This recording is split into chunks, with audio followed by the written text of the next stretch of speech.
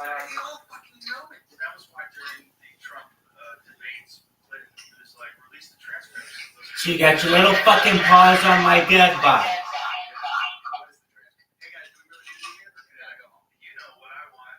Yeah, you fucking heard me. You got your paws on my meth bot, didn't you? That's what you think. You think you're hot shit? Fuck you. It's not even done. You don't even know what the fuck it is. They call me the douchebag of the year is what they fucking call you. Douchebag of the year. You know what a douchebag is? You know what of the year is? That's you, big dog. Hey, I mean, I go on girls' pussies, so I mean, it's more than you can say. Not. Ask your mom, ask your sister, ask your grandma, and you can ask your daughter in 45 years how my dick feels inside of them, okay? I scrape these bitches inside like a fucking placker on teeth, dog. Live, laugh, love. This game's frozen. What's even the mission? Dog, here's the mission. You're in a SWAT team. All of a sudden, you break down the door. You can either shoot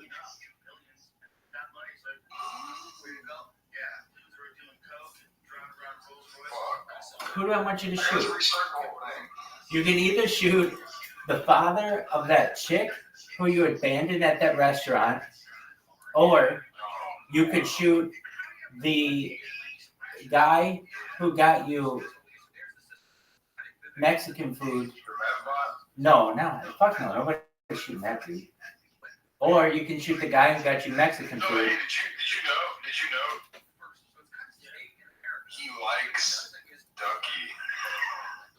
No way. Are you serious? I swear. I mean, he said there was a girl that he likes in here, and I said, who? And the way he described it, it was Ducky. I don't believe you. Why would I make that up? He said they've been talking, and they're like, that he likes her, you know? I don't believe you.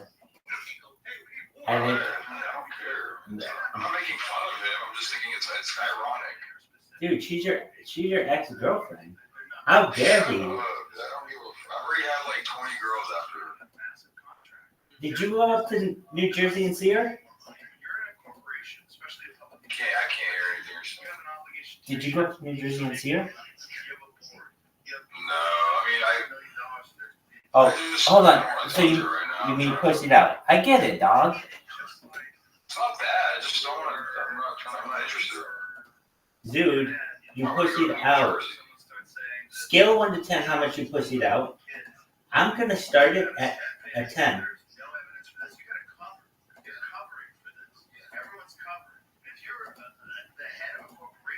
It's your job to get these contracts. The sociopathic sort of situation. No one's looking at it like, what is the big picture? Does this really need to be happening? Isn't there some sort of a diplomatic approach you can make? What were the factors that led us to get into the situation in the first place? What's going on with NATO? Why are they moving weapons closer and closer to Russia's border? Maybe there's a diplomatic solution that can stop the death of hundreds of thousands of innocent people. Is there anyone in here at whom to yell? No, unfortunately.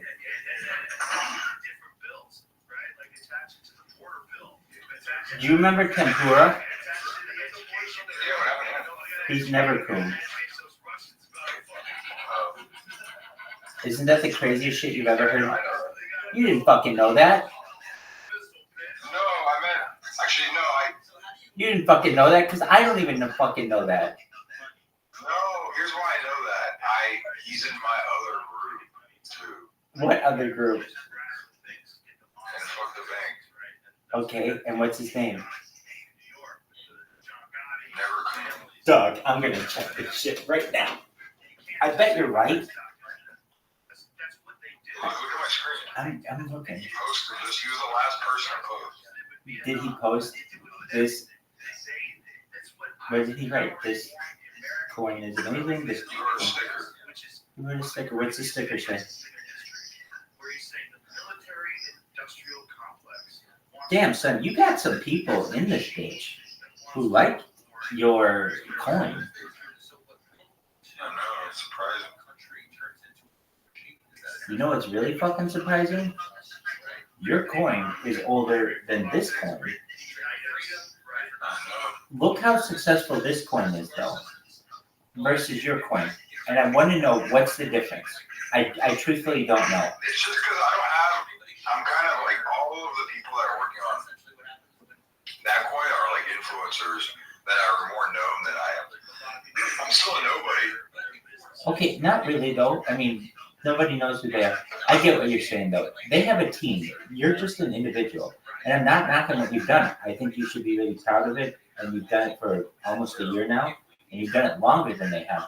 I just wonder why it wouldn't be as successful. And I understand.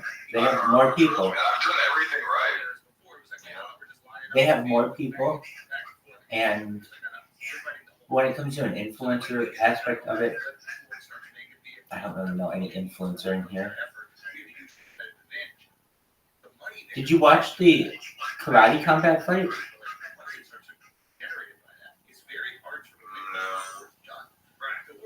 You did not. You didn't watch more light in that fight, did you? Oh, I did.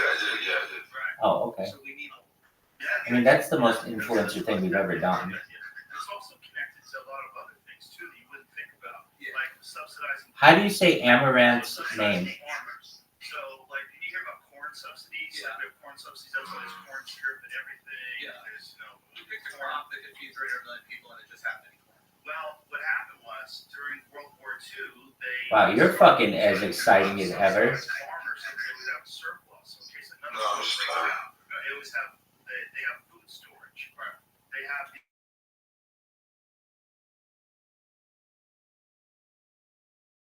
And when you're dependent upon foreign countries for different things like grains and medicines, and that's one of the things we found out during COVID, right? A lot of medicine is made in China. A lot of it was very hard to come by during COVID because of the transportation issues. I've been timed out of that bitch's fucking chat for 23 hours. Fuck you, bitch. Right. Yes. So I think there even had to do with sending out grain. And I've been banned to that one. Fuck. Wild. The rules of Everybody war are so loves wild. me. Like when someone says it's a war Like crime, this one. you know, like I'm gonna get banned and fucking fuck the bank again. I don't know how, but I just know it. I'm ready for it. This guy named Fritz Haber. Fritz Haber, he created the Haber method of extracting nitrogen from the atmosphere that's responsible for. Hey, some you joined, crazy numbers. or I sent you an invitation to Bitcoin Ass Vision, right? If this is true, I think it's something around Go to it. 50% of I want to show you this fucking image generator. bodies today It's amazing. exists because of the Haber method. So 50% of the nitrogen from your Let me know when you're in Bitcoin Ass Vision. extracted from the atmosphere by the Just in the Haber chat. method. Yeah, I want to fertilize this in the work. I want you to put this in your fucking chat. Okay, image. Name an image of something. Just name something. I've used that in my chat already on AI bot that makes pictures. Well, then why don't you have it in there? I don't know, nobody really it's a really old movie. I would use it. I use it all the time. Everybody does. And a bunch of people I know think it's tight as fuck. And he also used the gas when they were gassing Allied troops in World War I. This was the first time that had been done. So they had these massive fans. Are you in love with Ducky? Are you gonna have like a fight with Joe over her? I think that would be so romantic. No, I don't No, dude, do it. Do it, dog. I want to see that shit. Dog, you got it. You got it. It'll be like this old love affair rekindled in a telegram. Did you see the new NFT I bought? Let's see. Wait, the one that Joe recommended? Boy, you got into his pants fast enough. Oh, thanks for your fucking advice on this. Hey, can I suck your dick anymore, dog? I mean, he actually did a good call. Hey, dog, it worked. So fucking tragic. When he was leaving to go to All right. I got this one. His wife committed suicide in front of him, shot herself in the heart. Hey, wasn't there someone in your family who was sick? While she was still alive. He left her with his 13-year-old son Yeah, well, to take care of her. Are they okay? She tried to kill him. She eventually died. I mean, he was, his whole life became, Did he feel remorse for this? I see it. I don't It's know. a big-eyed Pepe looking at During World War a bunch of II, shit. he, What's he looking at? was a Jew, and he saw no, but look at mine. Okay, you see this? friends that were scientists get pushed out and arrested. Hold on one second. Hold on one second. What do you want me to see? And he died. So I said, look at mine. The one with the Pepe guy? Stress. Okay, I see that This one. one. Yep. His whole life. And then look at all these. What did you do? You created this amazing thing that allows nitrogen to get into the soil. Well, And I can't really tell, but millions of people- I like it because it looks like a Disney thing. Doesn't it look like Disney? Well, I'm saying, like, you see how shitty all these are? Mine's like pretty good compared to these. Does yours have a Mickey Mouse thing? Yeah, Mickey Mouse ears. I think that's tight. I think you picked a good one. Chemicals at the troops that just kills everybody indiscriminately. Are you gonna suck him off now? Children, anybody downwind, dead. So then who decides? I'll let him suck me up. There you go. Good for you. All right. Are you on Kick? Like you can kill someone with a bullet.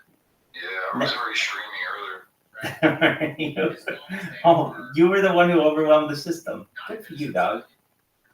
That was excellent, dude. In all honesty, why the fuck aren't you on Kick? You're literally a gamer. You can make. I'm not saying you make money on it, but you'll at least have some influence. Let's say you're hanging Plug your coin, plug your Discord and the shit. government knows where you are because they have your cell phone. So they have That game you were playing is really tight. It's what? It's SWAT teams. You go in, you try not to kill everybody. That kind of shit. Yeah, you have to kill all the bad guys. Well, why aren't you playing that on that? Say it with me. Because I'm a little bitch. No, it's cool. Not all of us can be as sweet as I am. This fucking Amaranth stupid bitch. Fucking ban me. I'm a bad guy. Psych, she didn't ban me. She only blocked me for 23 hours. They never know good shot. Who blocked you? That Amaranth girl, that big redhead, big-titted redheaded chick. Oh, she blocked you? Why? Yeah, because I blow her fucking chat up by spamming it. What did you say? Hey, you big-titted redhead. Have you seen Rabbi Rothschild? I'm on YouTube 24/7, 365 from 5 different streams. She blocked me for that. Because they also have to have justification. It can't happen without them going, hey, It is just extremely, pull the trigger on that or push the button. extremely good to have you back. Constitution thing. Yeah, that's a lot. This is good. Oh, this is horse shit. Do you know what IP2 network is? I think so. It's IP2 network. yeah, it's IP2.network. It's like this network of IRL streamers and real life streamers like I am, who stream themselves like, I don't know, at home, in their bed, going out, whatever they may be doing. Oh, dude, that one was tight. First, I know. you don't even know what I meant was tight. I know what you think. You think that. No. Somebody blocked me for only 24 hours, and then they banned me altogether. So I thought that was tight. Like, I'm not kidding, though. These assholes are starting to learn who I am, which is the good thing. I mean, I'm live in this guy's Discord right now. I did narration for him. Who knows? By next week, I may be having bitches sitting on my lap. Dad is Herbert Walker Bush, who's the head of the CIA, and you are second fiddle. You're good at taking directions. That's why you make a good president. You're good. Oh, dog. We're gonna smoke them out of their holes. You look like a president. Looks like an old dick. Big things behind the scenes. And just look at the evidence of what they did, right? Yeah. One of the things that they gave Halliburton no bid contracts for fucking billions of to rebuild Iraq. Who is that guy behind The you? guy was the vice president. My friend. No, the bald guy. The fucking was the head of Yeah, my buddy. Dude, I got banned from there too. I'm getting banned everywhere. What these assholes don't know is I have like hundreds of accounts. They fucked the wrong guy. Dick Cheney resumes role as chairman of Halliburton Company. Oh, he's back. When is this? This is after he left office? Well, no, this is during the Bush administration, right? Right. He resumed his role while he was vice president. I thought I misread. But it says, Who's that bald guy behind you? Cheney will succeed Bill Bradford. Again? Okay, Dick Cheney resumes role. This is a new article, it says. So God damn it, you're as fucking exciting as you were before, you shithead. Chairman of Board of Halliburton, effective today, February 1st, 2000. I'm looking up how to camp in San Juan. Also continue his current position as chief executive officer of the company, joining Halliburton. So this was right before the election. But February 1st, 2000 means he's already in office, correct? Or is it 2001? It's January 2001 that Bush goes in office, right? So this is 11 months earlier. So is he even named as vice president? I'm about to go monk mode in San Juan. Is he running? We've been planning this shit for months. I gotta pull the trigger and stop being a little Is bitch. he named as vice president as a running mate? Right? Because that's generally a little later. Once someone wins the primaries, they never Yeah, but if you're not actually president, you can't.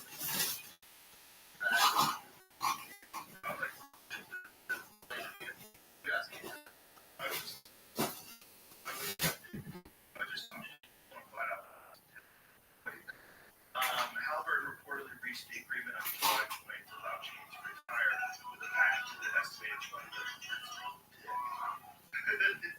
I mean, pulled it off, man. Do you ever wish you didn't know this? Yes. The ignorance of Yes. Damn, looks safe. A tremendous weight of the amount of people who pay attention. What should I say? Tremendous weight.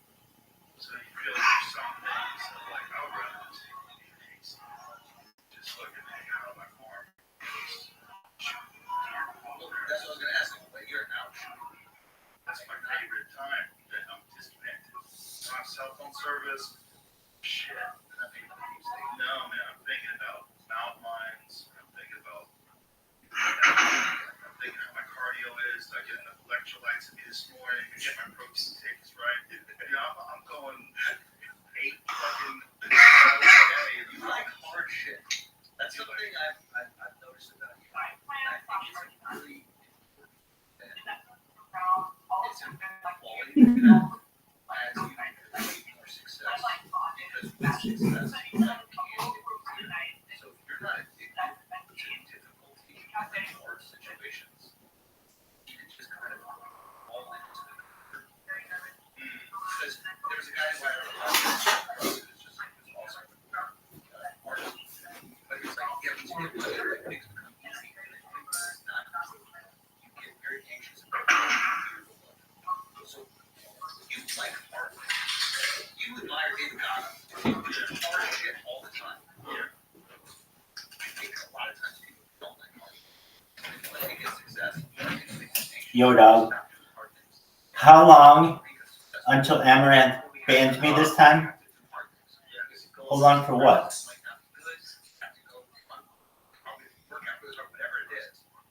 No, I said what? I said what? Oh. How long does it take Amaranth to ban me this time if I say, do you know who Rabbi Rothschild is? You big-titted redhead. Is it going to be more or less than 1 minute? Now, keep in mind, she just banned me.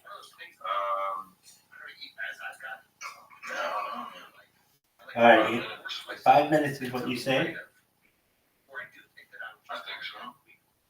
I think this is hilarious. It's such a mean thing to say.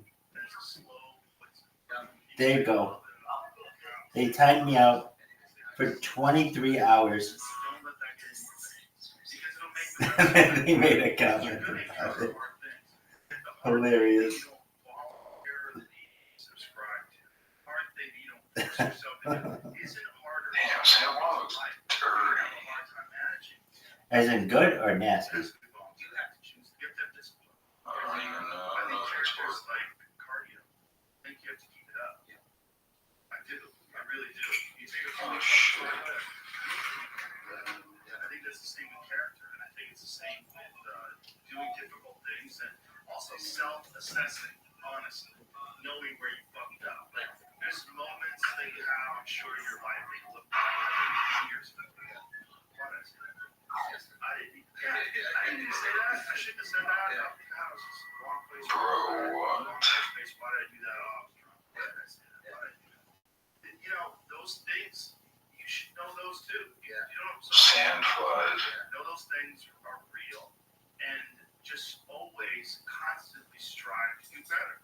The problem is that people fuck up. They give themselves that fuck up, and that's a difficult thing for someone with a bad past. Like dudes have been in jail. It's really difficult for them. It becomes a part of who you are. You recognize that's a part of your behavior characteristics. You don't look at yourself as the best you when you make the right decision. When your friend calls you and you tell him, I'm busy, bro, I can't help you. Be like, I put that shit aside, go help him. And go help your friend. And then you show up for him. It's like, dude, you're here for me. Thank you, brother. I appreciate it so much, man. And you're helping him fix his tire or move or whatever the fuck it is. Those moments, man, like unite human beings. They're like very, very important moments. And that's what everybody should strive for. You should strive for the moments when you worked really hard at something and you accomplished it. When you didn't want to get through a workout, but you did. When you finished the marathon. When you apologized for being out of line. When you told people how you feel about it. Even though it felt vulnerable, just to tell you I love you so much. You inspire me. You're an amazing human being. I'm so happy you're in my life. That's what we all should be aspiring to. Aspiring to be better versions of ourselves. Hey, who was sick in your family? And how are they doing? No, they're fine. They're fine. Yes. Every situation I put myself in that I'm scared of or anxious about, that I What the fuck? I didn't realize band, bro. Sandflies? What are those? Like the things that are in the sand that pop up? They're like little flies that live in the sand on the beach. They're little sand. They live on the beach. Are there sandflies in Hawaii? I don't know. California doesn't have them. Not like that. There are no sandflies. Oh my god, I'm going to fuck Puerto Rico. It's like we have to go. We have to constantly go up. And I'm so glad. Yeah, I knew it is dirty in San Juan. people have to do, but it is one of those things that's built into the thing that we kind of love. Are you in LA right now or no? To be honest. I don't have to fucking tell you shit. I was just, if I go there, would you hang out? Yeah. Accomplishment energy. When you get to that feeling and stuff. Amazing. Alright, good fly. Okay, so I'm gonna go. So like the chaos of it. I like it when there's like. Alright, let's see what time it is. Really bad communications in my phone things. I can't just hang with you. I cannot do it. If I'm searching, It's 11:29 p.m. but I need to do shit. Right. Give me something to do. So And that's my wife knows I don't care if we're looking at the house, I'm learning, fucking towards my question. Like, I need to do a thing. Yeah. Because if I'm not, my brain You know what doesn't make any fucking sense though? needs to be. If you're going to Hawaii, why the fuck are you coming to LA? And if you say it's on the way, yeah, we fly to LA and then you go to Hawaii. not necessarily. Yeah, I don't want to fly that long in a plane without stop. Let me see how much it is. Like that's what the tires for it. Yeah. It doesn't ever just think. They're in a tree. You know, One way. that kind of mind, and you built up a suspension. Non-stop. Strong carbon fiber surrounding. 8-hour flight. Like you gotta have those things. So is that what you're constantly doing? You're constantly looking for Let's see how much from, so it's 8 hours. I like it. And from Los Angeles, it's 6 hours. I might as well. I don't like it. I don't like it. Every time I'm about to do it, Maybe you're there's right. this little bitch ass part of my brain.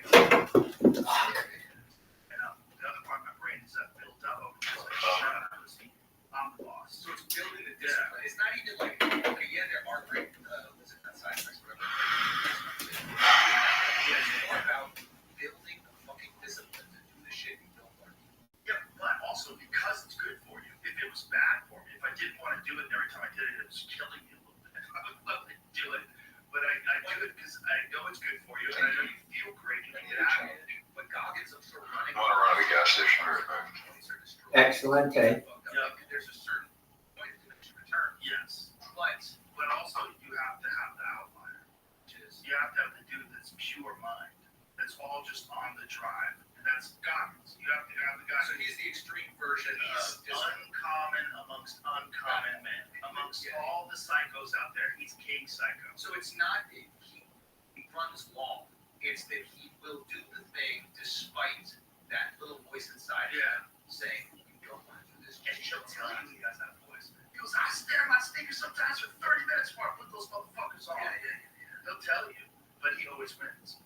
It's like, dude, when I'm taking the lid off that whole plunge, as I'm taking it off, they're like, don't do it. And I'm like, shut the fuck up. You got 3 more episodes to show up. I set my watch, and I climb right in. Yeah. Because I get through it every day, I start the day off with a win. I won. I beat the inner bitch. Yeah. I conquered the inner bitch. I got in there, and then I do the workout. That's win number 2. You know. So by the time the day is over, I've done shit that most people never do. What do you feel when you're on vacation? Do you feel Like a crazy person, do you feel like a yeah. wolf on a fucking inflatable pool toy in the ocean. Yeah. Just going, what am I doing on this fucking And thing? is your wife going, "Hey, you need to chill Well, now"? I know how to do it now. First of all, every day starts out with a workout. You have to. I told her, I was like, "Listen, we can go to these places. The first 3 hours of the day, Yeah. I'm doing what I need to do. Yeah. Once I calm it all down, let's fucking drink whatever on the beach. I don't care. Yeah. But the first 3, I need to do what I need to do. I need breaks. Breaks are good, but I don't really need a vacation because my life is awesome. I love it. I've cultivated a wonderful life. I love my family. I love my friends. I love my jobs. Yeah. So I'm happy. Yeah. I'm a happy dude with what I do. So when I go on vacation, it's like, okay, I just want to have fun with the family. Yeah. But I have to do something about this thing. And your family knows. This bitch, yes, they know me. You know, your kids, and they're like, "Hey, you just need some workout." They get it. They They get have it. it too. Yeah, they both have it. Yeah, they both have some psycho drive. One of them for art, the other one is masters. And when you see it manifested, like for example, do you see them being like the wolf when you guys are on vacation? Do you see them kind of pacing They have around? to do things. You have to Yeah. Like I had a conversation with my middle daughter. And one time she's like, when we first moved here, she was real anxious. And I go, you're a racehorse. You gotta get back to racing. You gotta get back to competing again. And as soon as she went back to that, everything was fine. She just was like, didn't know where to new place, making new friends. Yeah. But there's like physical anxiety that comes from being a human being that I think activity diminishes. And you need something like that. You need the hardest thing of your day to be something that you choose. It might not be. Obviously, circumstances are random, and you could have a terrible thing happen to you. Yeah. But if you built up your understanding of how to get through difficult things, it'll serve you in everything you do. And if you do it voluntarily, then you gain control over your mental process. So with the kids, is this something you would still include? You can only do it so much, man. You gotta be real loose-handed. You gotta let them be their own thing. They're their own little people. It's very fascinating. Are you reporting and lighting the fire once you see that they're really drawn to Oh, something? for sure. Yeah. So you wait for them to choose, Yeah. and you lean the fuck in.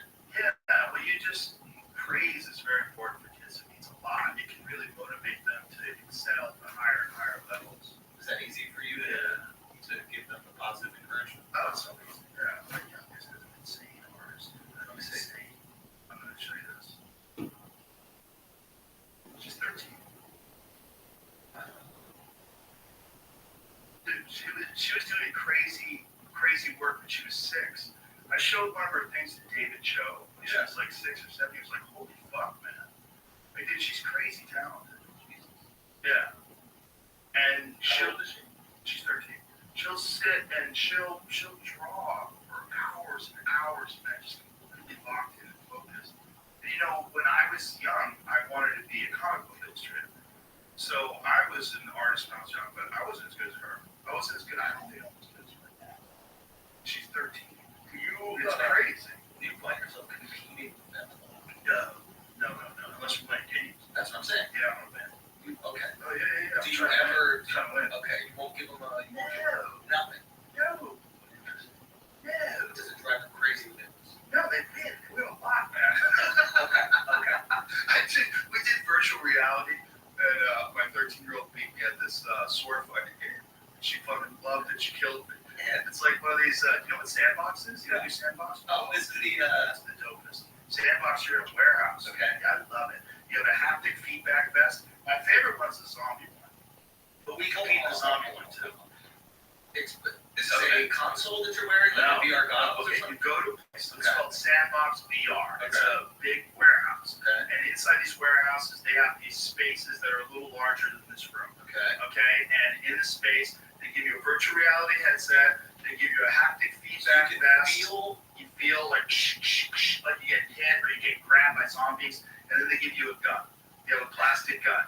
Okay, and then you see yourself, you see everybody. Everybody's like tactical ops outfits on and shit with helmets, and you're like, woo, you high five, you dance, you see each other dressed as these characters. And then, it's basically mapped out to the size of your body, and like looking at these things. So, and then, like, they drop you off in Deadwood Mansion. And Deadwood Mansion is this haunted house, and this, like, crazy scientist who developed zombies, and the zombies start invading the house. Okay. And you're just gunning them down. And we always compete to see who kills the most zombies. But I have a lot of gun experience. I fucked those zombies up, man. I at one point in time at number 3 in the country, of the number 3 sport in the country. Yeah, bro. I went, This is it. So this is it. So let me just give you a pro tip. If you want this game, get the shotgun. Shotgun, face shots. You want face shots on zombies. Yeah. Don't be fucking around with the legs. See, the machine guns are fun and everything like that, and you reload by just going like this. Just point the gun down and it reloads. Bro, it's so fun. I'm so addicted to this game. That you're in this house and it's all like dark and shadowy and shit, and the light from your pistols was lighting these zombies. Yeah. Bro, it's so much fun. But yeah, I always try to remember. I always try to kill the most zombies. So at the end of the day, you get the VIP. What is the VIP? The VIP is the most valuable player. The MVP. Yeah, it's VIP though. Very important player. Okay. Or MVP. I don't know if they say MVP. But either way, Yeah. I always win that shit. Yeah.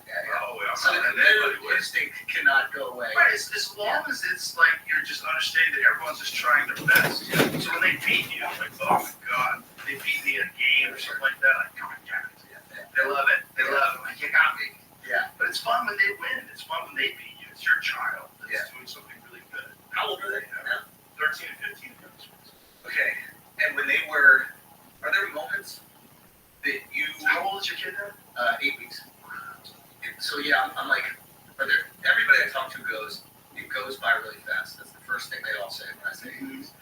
And what are the moments in this stretch that you wish that you kind of held on to longer, or you didn't realize how amazing they were until they were gone? I don't really think like that. Nothing. I don't think like that. I'm happy. Yeah. Kids have real problems, real health. It's a heartbreaking, devastating thing to see someone go through the struggles of a kid that is your child. That's all. So everyone was healthy. Yeah. Like everybody was like, "Don't you want a boy?" I'm like, "I want healthy kids. Yeah. I don't care." I genuinely didn't care. I just wanted to be happy and healthy. I mean, you don't like girls. What do you say? Yeah. You only want boys. Yeah. Plus, if I had boys, it would come with the added responsibility of training a psycho. Yeah. Because I'm assuming they're going to be like a little me. Yeah. And like, if I didn't find martial arts, I would have been. If I didn't find some outlet, some competitive, like dangerous outlet to test me as a man, I was an angry kid. But it's not good to grow up a boy and be an angry boy and not have an outlet. Because you won't have control of it. Well, why do you think you were angry? I think a lot of it's genetic. Really? Yeah, there's a lot of shit. I think a lot of people, like what's inside of them is genetic, it's learned experience, being around violence when I was young. There's quite a few things that I think are attached to it. There's some part of it's genetic. There's some part of drive, I think, that's genetic too, which is interesting when you see your kids have it. Yeah, I've talked to friends about that with multiple kids, and they can see it in some, and others they just don't really see it. It's out of the box. They're different. Yeah. Like my 15-year-old is like hyper focused on things, hyper focused on athletics, hyper focused, but also very loved. Like doesn't have this desire to prove herself like I had. I was like, I'm not a loser. I'm gonna show everybody that I'm not a loser. That was like my drive as a kid. And martial arts was the first thing that I ever did, where I was like, hey, I'm not a loser. It's also the most humble. Oh, the most humble. Yeah, the most humble. Very good and quick. I was very lucky. But there's always someone better. I don't know. Like, I got lucky that I was going into it at the right time. Like I had some athletic experience. Like I had wrestled, I'd done baseball, I played some sports. So it wasn't like totally inept. When I played baseball, I was so selfish. I would never try to get on first. Fuck you. Don't run or I strike out. And they would always tell me, just get on base, like right. And I'd get up there, I'm like, I don't give a fuck what you just said. And that ball's coming. I'm either going to be a loser or a hero. Let's go. 100%. I never did not try to hit a home run. They would always be mad at me. Because I could hit home runs, but I could also strike out. Yeah. I struck out a lot. But if I connected, I had fucking crank. Yeah. I sent that ball flying, and I loved it. I loved watching that ball fly over the fence. Like, I have never not going to do that. Like, if you tell me, like, just punt, suck it. Fine, yeah. I'm not punting. I don't give a fuck if we lose. I don't care. That's why you came to the team sports. That's why it has to be the one-on-one. Yeah, I'm not interested. We lost because Billy dropped the ball. Go fuck yourself. Yeah. I didn't. Yeah, I know what I can do. When it's my time at bat, I'm hitting home runs. So when I found that there was martial arts, just me only. It's just me, and I can get better based entirely on how much effort I put into it. And I just became obsessed. You still love the camaraderie. I love the camaraderie, but you learn from the other people that are also doing the thing. I wasn't competitive with them where I had to be better than them. I wanted to be better than the people I was competing against. And they helped. These are who? These are the people I trained with. Yeah, those are family. I'm still very good friends with one of my guys that I trained with back then. Really? I talk to him all the time. Yeah. I didn't teach him how to do those guys. I'm still 15 years old. One of them was just out here to visit. It's funny that you see it even in martial arts. Like, you know, when a guy wins, the first thing he does is often compliment his coaches. 100%. You're everything. We need that shared. Yes. I always got that team sport. I love that. Like a team win. Like me and four other guys playing basketball, but we're not as talented as the other team. And you win. But we win. Yes. Just coming out with beers afterwards, talking about our people. But that's more of a cooperative thing than being at bat. That's the thing about being at bat, though, is like, this is just me. Yeah. And like, I'm not passing. Look, if I can pass the ball over to you and you're open and you can get a clean shot, I would 100% do that. If I was playing team sports, I wouldn't be greedy like that. Yeah. But baseball, you go for it. It's just me. You go. That ball's coming. I'm standing in this orbit. They would always get mad. And I had this one coach who was like very strategic, always trying to win. Yeah. And he knew that if he put me out there, I was cranking that ball. Yeah. That is. But I just wasn't designed for baseball. That's you would like. Right. Yeah. But if I could figure out something where I would be 100% of my own, you know, when I got in there, like fighting, it's 100% just you or comedy. You built this team. You built all these friends, this community. But when you're on stage, it has to be you. Yeah. But those people also,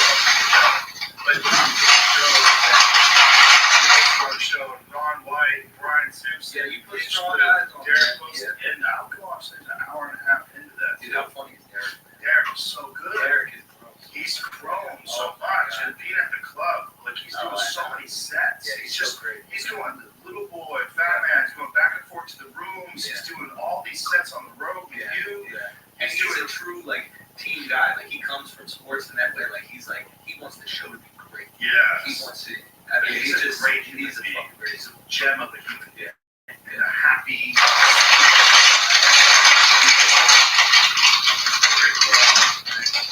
This is one of the first guys to take a chance to come out here. Yeah. You know, I was like, I'm with you, Joe. Yeah. Like, all right. And he is. Like, he says that he needs that shit. Oh yeah. And watching him. But he knew also when I told him I was going to do it, I'm like, we're going to do this. Yeah, we're going to do this. I did great stuff.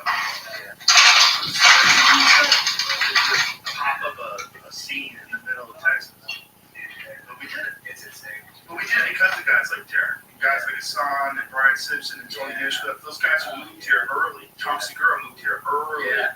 When he says I'm in. When Tom Segura said I was in, like early on, I was like, oh shit, this is happening. Because Tom did it early in the pandemic. I bought this house. I sent him a video from my backyard. I go, boys, what are you doing? Get the fuck out of there. Get the fuck out of LA. It's on fire. Yeah. I go, no one here has a mask on. I go, I think this is bullshit. Come down. Let's have a good time. Let's hang out. Yeah. And Tom was like, oh man. He came out here early. That means a lot to you. Because it was a crazy chance I was asking people to take. Yeah. It wasn't just I'm going to open up a club in Pasadena. It wasn't like I bought the Ice House. Yeah. Like if I bought the Ice House, and the Ice House was for sale for a while. Yeah. And I told Jerry Buss bought it, right? Yeah. All the Lakers. Yeah, you're right. I'm super happy that they did that because it's an amazing club. I love that place. But at one point in time, I was thinking about buying the Ice House. I was like, maybe I just buy that place. But if I ask guys to come to the Ice House, that's easy. That's a 20-minute drive. You stay in your same house. Yeah. It had to be all those factors happening at the same time. It had to be COVID. It had to be this weird way they were governing these cities, and that they weren't doing it in other parts of the country, particularly Florida and here. Yeah. And also that you couldn't do stand-up. You couldn't do any stand-up in LA. They were stopping outside stand-up at the parking lot, at the comedy store in the parking lot. Yeah. They wouldn't let them do comedy outside. Yeah. It didn't make any sense. It was all crazy. And it was going on forever. And we were out here doing shows. And we were putting it up on Instagram, and everybody's like, this is crazy. These motherfuckers are doing shows. Yeah. And we first started doing live shows indoors in November of 2020. And it felt so wrong. It's like, what are we doing? I am not told you what are you playing. And I decided after it that I couldn't do it anymore.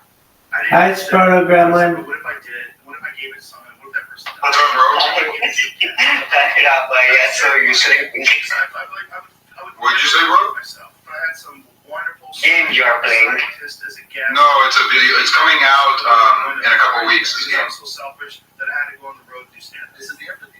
Yeah, so I'm watching a video. well, it's also just You're not doing CIA. It's not released yet. This is like pre-release. Give me that UFO program, though. I'll keep my mouth shut. Wait. Get me the UFO. Are you very into video games? What you gonna tell me? Do you think they got Sometimes. Information they have for you. You just want to know. I will say whatever you need.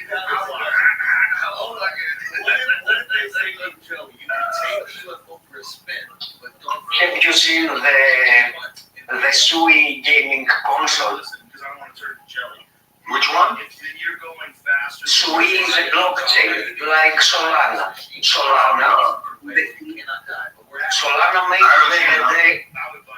Solana made their own phone, if you have seen it. The Solana phone, Solana Saga, I don't. Sui has made a gaming console. The Sui gaming console is not released yet. It will be like similar to Nintendo Switch, to Steam Deck, like this. That's nice. I haven't seen it. It's a very alpha. I wanted to buy a Steam Deck when I just became a crypto millionaire before. Now I'm poor. But back in this time, it was when the Steam Deck released, and I was thinking to buy it, but I never did. I have purchased a lot of games on Steam over the years. Yeah. And I don't even know if you Lately, from the last games I played was the Sonic Frontier. Have you played Sonic Frontier? It's the last Sonic video game. Now I think, Yeah. because we're talking about Very good one. before you did the podcast, which is how fascinating. It's fun. I always tell people, I believe he believes it. Yeah. That doesn't mean that it exists, but I don't think he's a liar. I don't think he's a liar either, but I don't. You are the same Anatoly as before or a different Anatoly? Same one. Just the vibe that I got. Okay. The vibe is hard because even one is a believer. Yeah. I finally got a Sproto. Listen, I'm not here to prove it. I don't even. Oh, this is very nice, my friend. Good for you. Maybe the Thank you. but he didn't come across as so charismatic. Maybe you've got some one of my Sprotos. Maybe, yeah. Yeah, I didn't know enough about it to say, but like. I love yours. Someone that could like. Sometimes I'm looking at the blue sprotos that I already have sold, and I feel like I don't know, some kind of nostalgia, like oh, it was my sproto. I remember this guy. What's up? What's up, bro? You're good, bro. You should look. Yeah, but when you hear what they were called, what they were actually working on, you go, oh yeah, well that's, you're not even supposed to do that. So I would imagine that if you're going to get educated in that, it's not important to get it. I still hold my 10 original Sproto Gremlins from the mint. I never sold them so far. Which was wild. That's good, bro. The thing about it is, For you. the other things they tried to screw him on, he has shown that it was accurate. One of them that he worked at those Alamos Labs. Right. So they said that he never worked there, but he did work there. He did work there. He's on the employee roster. So not only that, he had an intimate knowledge of the business. When George Knapp went with him to Los Alamos Labs, he knew where everything was. He knew the security guards. He knew the system. George Knapp was an investigative reporter that wrote the story in 1989. He's been on it ever since. He also does a podcast. It's all about George Knapp is one of the best journalists that's ever covered it. Because he's like covered it from the beginning. He will tell you what he knows, what he doesn't know. He's not a bullshitter in any way, shape, or form. Hard knows, fact-based journalist. Yeah. You claim the unicorn airdrop. If you own Sproto Gremlin, you can claim the unicorn airdrop. Had started bringing people to Which one? test flights. Unicorn. Because he got It fired. was officially posted here in even in the Harry Potter Masonic official Twitter. You can find it, the link. Okay. We're not allowed to tell anyone. And the instructions. You can find the link and the instructions, and it is very simple. Like it will take you 1 to 5 minutes to do it. So she starts having an affair.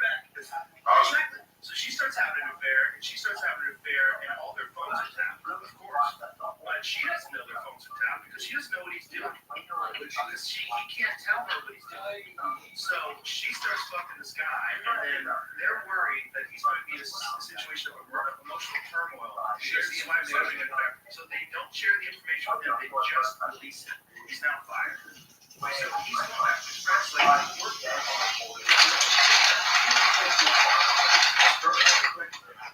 Takes people out to Area 51. So Area is restricted now, but back then, before the Obama administration, expanded back to Area 51. The first time they did Area 51 didn't exist.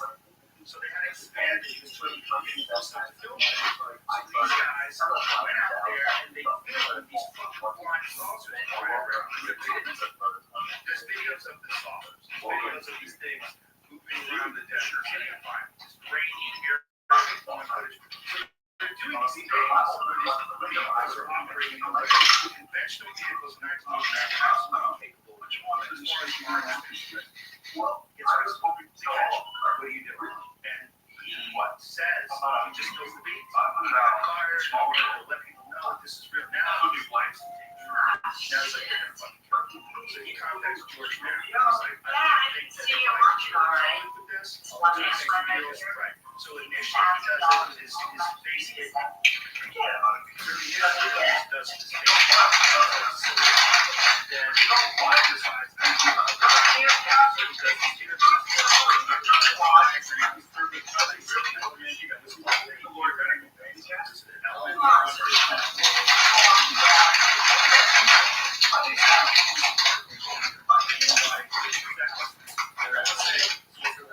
Yeah, I want to say it's 2013-ish. So this is 1989. This is Bob Lazar in 1989. And this is him explaining all of the different stuff that he had to do there, where it is. And by the way, at this point,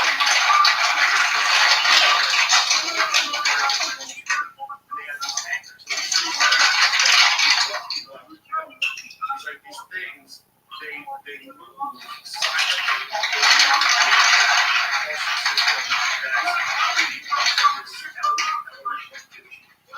element 115, when hit with radioactive waves, it becomes this thing that can manipulate gravity. This is in the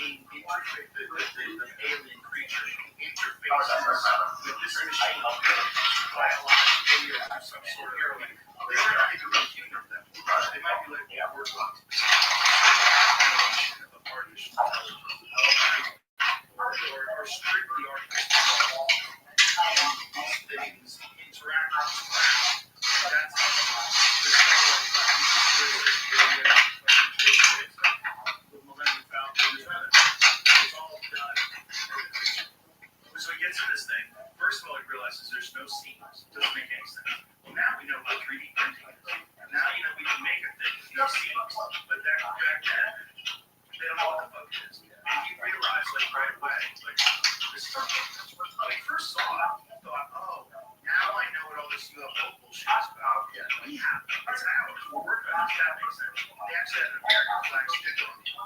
Put an American flag sticker on one of the users, which is fine. You want to put it on this. But then you get in it, you realize this is designed for something that's 3 feet tall. There's no seats, there's no controls, and it has this reactor in the center of it that provides, What should you do to maximize your chance to survive? Many people's first instinct is to simply pick it up and throw it away. And this operation is not so easy to accomplish. For example, during World War II, also produced a type of grenade the enemy pulls you in and from the center, the fuse is ignited and starting a force over countdown. By the time it lands in your feet, it'll be around 1 second. Try to pick it up and throw it to the same distance within such a short time. This is the concept is that you need to find out upon discovering the radiation or produces this easier to use in 2 seconds. 1 to 2 amp in your brain and preform fragmentation groups on the surface, which can produce over 40 milliliters of explode, keeping all fractions identify the area exposed to the explosion. If a handprint suddenly falls on your feet, what should you do?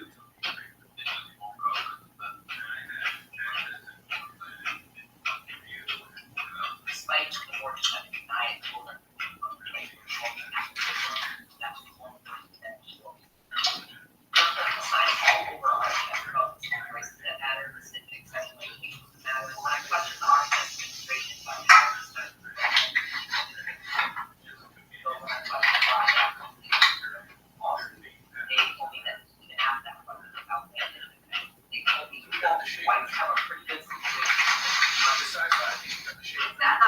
disregarding my question, fairly otherwise, not factoring my fear of the I've never noticed members of the board, I want you to know that you're are you really standing up to me? While school, or is it the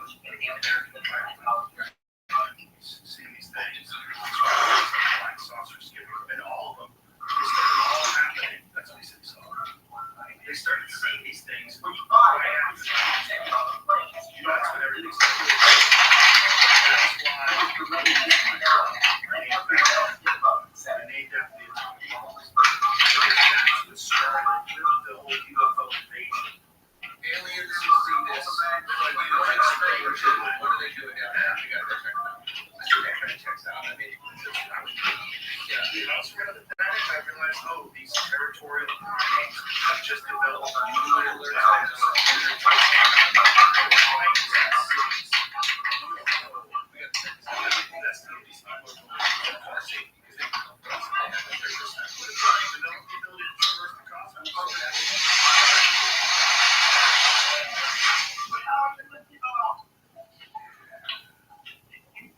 Depending on who you listen to, see, but one of the was that what human beings are on this planet is essentially a farm for souls.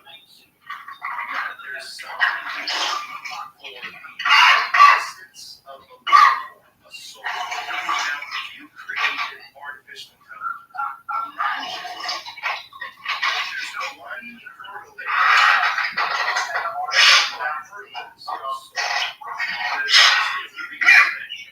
It's a real, not just an energy, it's a type of matter that sees something legitimate that creates you who they feel like you. And if you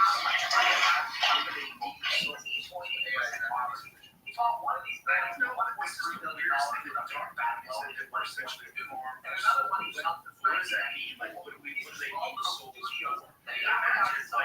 There is like this process of resistance, right? So you have single cell organisms that eventually become more advanced, become predator and prey, and then you have this one intelligent, dominant form that starts figuring out tools. That's the primates. And over time, the primates evolve, and the primates get to the point where they start using machines and combustion engines. They're using propulsion, they're using all these different things to figure out flight, and then figuring out atomic energy weapons. And there's this transition that will continue. And that transition will go into more advanced technology. technology if they don't help us. So if one of our natural evolutions is to go from being Australopithecus to being cousin of chimpanzee to being what we are today, to being what we will be in the future. I think what we will be in the future is probably them. When you see these animals with giant heads and those spindly bodies and no genitals, you seem like we're on that path. Like that seems like a natural, but it doesn't seem like a big folks flying UFOs. It's like, why are we going? I thought we passed that. I thought we evolved past the scary groups and we became this thing. It's like gentle, telepathic, it's just these animals.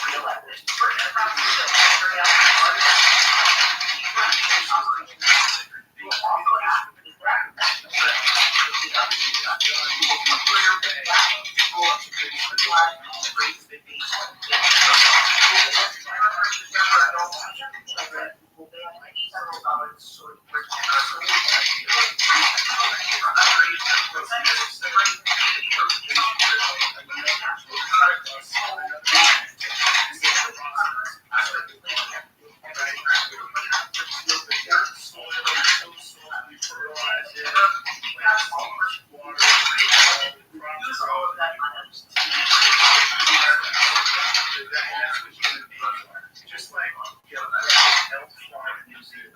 That's how you get tender. You have to do these things to get this result. We're just like your soul. Who's farming? It's their life. It's a big eat our soul. It's an energy source for them. That's not big as even as I'm saying it, as you're repeating it. Like they need us for something. That makes sense. Why they would be concerned about is because if we destroy ourselves, they no longer have Kill a us all. Right out the function, great. There's more people than ever. That's what we like. As long as we don't have a massive depopulation of that, And that makes sense that would catch their attention. They come in and they go, yeah, we're going to shut this thing down. we are really the product of accelerated evolution, which is much specularized. What does that mean? We're the product of Accelerated evolution. So look, we are very, very, very, very, very different from everything else on this planet by a long stretch. Not by a couple of years, but by a long stretch. You know, by every other primate, the best they can do is use a stick to get termites. Yeah. Well, one thing is they figured out how to spearfish. They're learning from us. Yeah. But they can do that. No accents use tools. Isn't there a theory that they use it now there at a different level of the fire chart? Yeah, the current understanding is that they kind of cool to see it. That's crazy. So you see the orangutan more down there. One call is banana. This is orangutan is stabbing fish while hanging in a tree like this.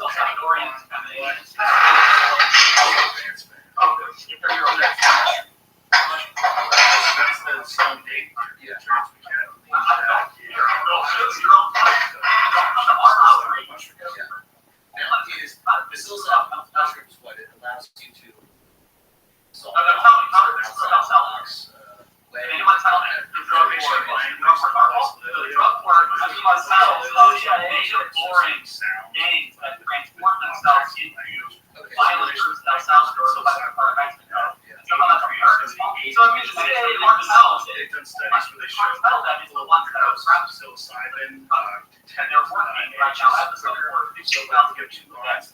I'm not going to if you deviate 1 unit slightly from psilocybin, The USA once again demonstrated why it is not worth targeting or kidnapping a U.S. citizen. In late 2020, 6 guns were armed with AK-47, raided Philip Bolton's home in West Africa, and demanded money. The attackers tied up him and one child on drugs. They had other plans.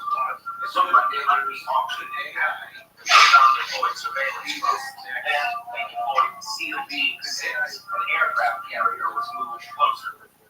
This is the USB killer 4. It's named after because, well, it legit around the USB killer has much more ultra, or how about, and I don't know if it's the fast. Before I see if this can bring out devices, I need to make sure this can work. We'll let it go back from the life. Now, we'll look at the USB killer. I don't like this at all. We'll go to the out and they can make a better version of themselves. Once they become No way. We'll plug it into the S24 jump. And you have an artificial intelligence that is intelligent as every human being on The S24 Ultra is making noise, but the display is not working. When you get that, is all the knowledge Now we'll do the iPhone Pro Max in the screen. all of our methods. 2, And it's going to be using quantum computing. So it's going to have nothing seems to happen. Let's see if this thing's still charging. who knows? This is the USB killer 4. And then it's going to develop better versions of quantum computing. It's going to develop better methods of extracting energy from all sorts of different resources. It's not going to be it just goes straight up and it never stops. It's going to harness the very power of the universe itself. It literally can become a god. If you just keep going, if artificial intelligence is allowed to keep exponentially growing, and it gets past being far more intelligent. How many more steps is it until it's not going to happen? Is it a week? Is it a month? Is it a year? Whatever it is, it's going there. It's going to get to a point where it can time travel. It's going to get to a point where it can show up on other planets instantaneously. It's going to get to a point where it can harness all the available power in the universe itself and use it and manipulate it and figure out how to create it. It might be able to create the universe. This is the most insane universe ever. The Big Bang exists. There is a singularity. Where there's something that's infinitely small. My name's Jessica from the HOA. Why wouldn't it be? It can be done. It can be created. If it is We're bringing a couple of citations over to you guys, so I don't know if you get the memo. You can't have three front driveways. of those Sam, people here, you live in that RV out there. Looks like the type that living in RV. And every single at the subatomic level, everything is magical, right? You know, particles in superposition are both This is not real. and stable at the same time. It's magic. It becomes magic. Most of atoms are empty space. We don't even understand what the fuck is going on. We know that particles communicate instantaneously with other particles that are nowhere near them. They're intertwined in some strange way that we don't understand. If something becomes so advanced that it has control over those forces, and it utilizes all of those forces,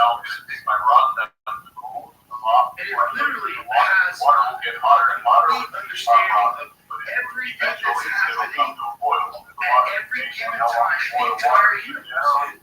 So this could potentially happen. What the fuck? It doesn't. It's going to happen in our kids' lifetimes. Our kids make it.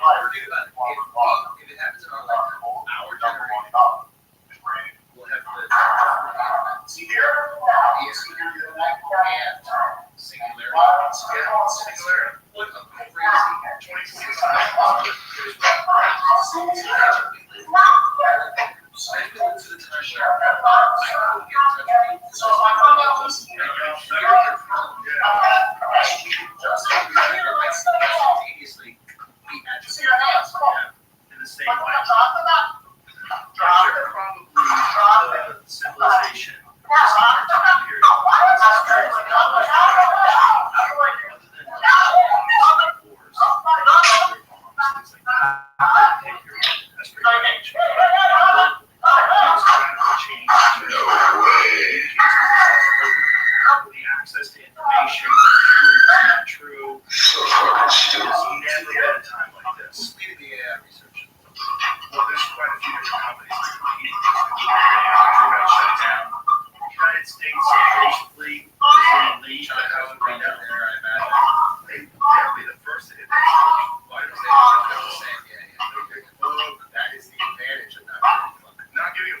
made a dictatorship. Yeah. What? You have to respect the history of China. China has thrived economically for 4,000 years. Yeah, they kept it on. No way that just happened, bro. Of their first emperor, where they are afraid to enter No because of way. trapped it. So much mercury that you open the doors, it'll just flood everyone with mercury. He created some crazy booby trap, and all the ground around that area tests very high levels of mercury. So they think some of it is like seeping into the ground. So they think it's true. So this is the guy that has the terracotta statues that are guarding this water. It was all underground. It was all buried. So he had this temple that's underground that is probably filled with who knows how many priceless artifacts, and people are afraid to open it. This is the first emperor of China. The first emperor of China. Tell me something about rich people. They can't open the temple because you want to go in and see it. It's It's booby trap. It's murder. rich people, when they were Like like how money, much they were fucking getting mercury would you have to have? How long ago are we talking about? Tell me something about 94 BC. everyone was asleep. Everyone. Well, not everyone was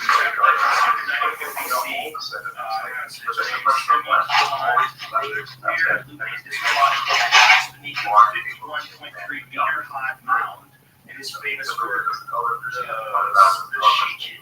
The first emperor was buried at Mount Lee. When the first emperor was the work to take place at Mount Lee, when he unified all convicts to the number of more than 700,000 were sent there from all over the empire. They dug through the three springs and ponds to make the outer closet, and replicas of palaces, pavilions, all the various officials and wonderful vessels and other rare objects are brought up to the tomb, which is then filled with brass ordered and then crossbows and arrows, which would operate automatically so that anyone who approached what had been excavated was immediately shot. Quicksilver, mercury, was used to represent the various waterways, the Yangtze and Yellow rivers and the Great Sea, being made by some mechanisms to flow into each other, and above were arranged the heavenly constellations, and below is the layout of the land. Candles were made out of whale fat, alternative literal translations, mermaid ointment, wow, or man-fish oil.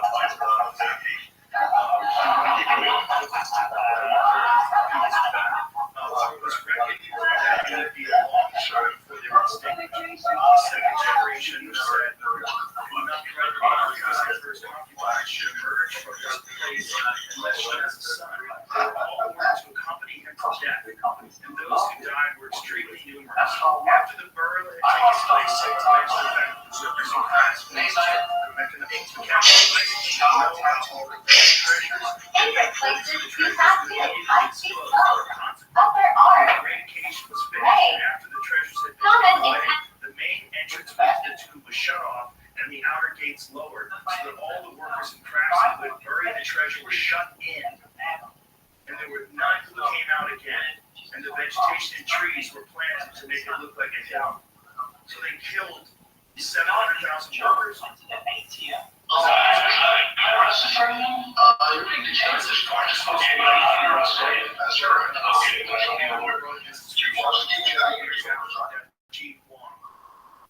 Could this fantasy-like account of the mermaid ointment probably will? 700,000 laborers, crossbows and arrows, and very live workers, incredible. Stories is easy just writing for effect. If you trust the description, says that one of the camp stories celebrates the trustworthiness of Juan by emphasizing extreme care on gathered available evidence and attempts to reject the portrait of transparency.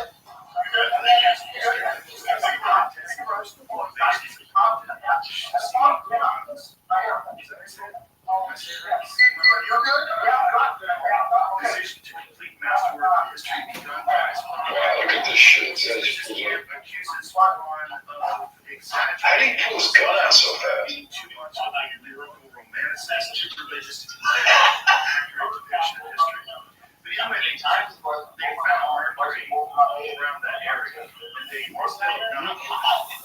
They're still worried. It's like that.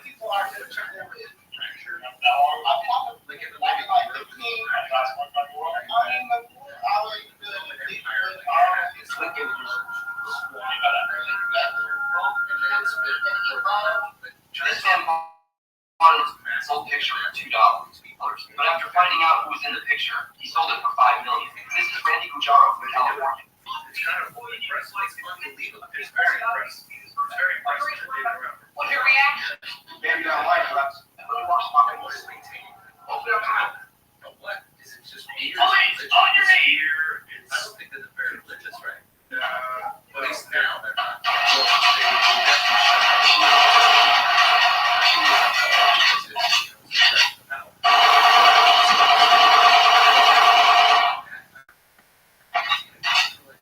pretty friendly. Wow. How do you do that? Everybody wants to be just America. That's for sure. Yeah, we're definitely doing that. This is my second pack that I ate. The involvement in our education institutions, buying up American farmland. What do you think about that? Like, they're really like, I don't know how you have the audacity, like, come back on our campus and say that your culture is a myth. Because that's personally offensive to a lot of people I know, actually. that's something you guys do. They're like, this basic stuff. Like, The amount of conviction rate is not. Yeah, maybe. And when you start They hold the camera, right? That's the scary thing. You can change culture. Nobody invited you here. Officer, there's nobody invited you. We have to believe this campus. I feel like I was giving it. This doesn't mean it's not going to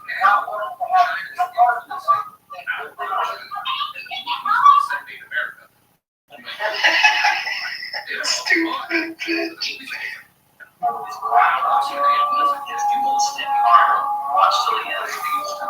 Yes. And they don't hold all the carrots, but they can partially hold it. It is a dangerous thing. You have to be concerned with how much investment comes into this stuff. We just let other countries who are enemies buy land. Yeah, that is peculiar. Not just that. We let them sell us routers, sell us networking equipment because it's cheaper. I thought we stopped that. They still have a lot. I thought that was the whole Huawei thing. That was only Huawei. But if you look at like Mike Baker, like all of the cell towers and all the stuff that's around like military bases, a lot of the equipment has been provided by China. I can't fathom that the military purchasing technological equipment from. The same military that made Rachel Levine the first female admiral. You don't think? You know, they can fuck that up too. The same military that made that fucking bag stealer, that bull-headed bag stealer who was stealing shit. That was the person in charge of nuclear waste disposal. And are they an expert in any way? Oh no, they're an expert in wearing women's shoes. That's it. That's all you have to be. That's all you have to be. You just gotta check the right box. We're in the DEI program, and all out of that. about no men being interested in our And they look, your investment up talked about this in the 1980s, how they've infiltrated our education system. And then they're slowly turning us into Marxists, and they're slowly having us erode our faith in democracy and our pride in the country. Yeah, mine does seem, like you said, at all times, well, it's a really disappointing thing. Yeah, but I feel like it's like dreams. Shit. Yeah, that's but it is one of those things where Overcorrection. I look crazy. Yeah, like I think that's the deep. That's what I thought. Yeah. Right? Already, Yep. it was all Cash bail, that's the over. sushi. I'm like, We gotta. Yeah. that's okay. We didn't figure that out. That's fine. I don't think it has to like it. The next thing we see is. I didn't realize that. It's not to say that all of us are not. There's definitely a lot that are. But how do we? I think it's a simplistic answer. One of the things is American made. How much has to be for American made companies and will give people real jobs. But just because something costs less, because it's made in a country where people get paid nothing, doesn't mean you should buy that. And if you can buy something that maybe costs more, but it gives people a living wage, health care, and their families, they can buy a house, that's what you should be buying. Why are you proud to be American? It's a great fucking place. Yeah, it is. It's the best. It's the cultural center point of the whole planet. It's the only place you should live all time. Really? What else is even off of? Hey, no. Fuck out of here. You know, rainy season, all in water, on the fucking rainbow sand. I was like, fuck, right here. You're out of your mind. The rain lives. You're falling. Yeah. Yeah, you don't get that green without the rain. Right. So we get like typhoons and shit. Yeah, you're not You living don't want there. tropical storms, son. You don't You want don't want tropical storms. especially without infrastructure. Yeah, but you don't want to live in Kansas. That's the thing about it. November to April, wet season, often called rainy season, monsoon season. It's heavy storms. Okay. What I'm trying to say is like, there isn't another country where you can live all the locals. You go to Alabama, they make it rain. In the fucking They sun, make it rain. but think about it, in the summer, in July, it's Right. fucking So fucking I'm way. going to the South, to LA. They go to the fucking way. Right. So it's like, this is like only, I genuinely think I cannot think of 12 months. And it was Phoenix, the whole country all year round. But you can move around here. Yeah. You can live, if you have the money, you can live in New York, you can live in Florida, you can live wherever. There's an option. Right. You know what I mean? You can't live around. That's not the point. I think the surprising yourself.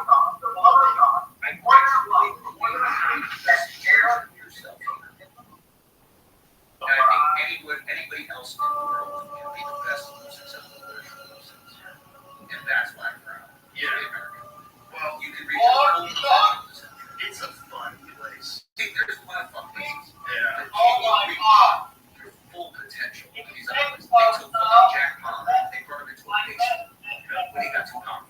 And Johnny China talked a little shit. he thought he was there. So they shut it down. They saw what was that let that fucking shit happen here. Here, I'm not saying Joe Rogan isn't going to be successful no matter where he goes. But you're going to have fucking issues if you're in China coming and having this much influence and a podcast and you're going to have a talk. Yeah. You're going to have space talks. Yeah. But in this fucking country, you could be the greatest version of yourself. I don't know if there's another country that offers that. And more importantly, anyone that's trying to stop that somewhere. If you're trying to censor people's speech, yes. If you're trying to stifle people's growth because they don't want to vote. It happens. This is the hit piece thing. When we see the hit piece, it tears at like our American identity.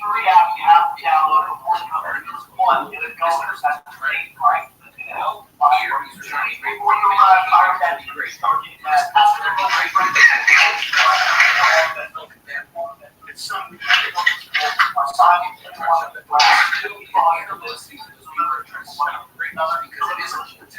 Yes. You might be great individually. Yeah. I think that's a really special thing. It is really smart. I mean,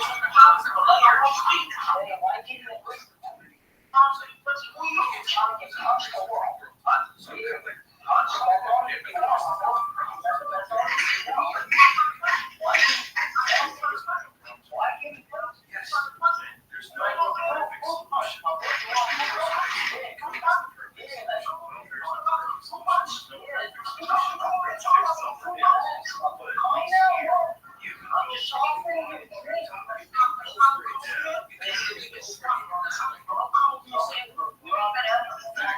some places like you might have reactions.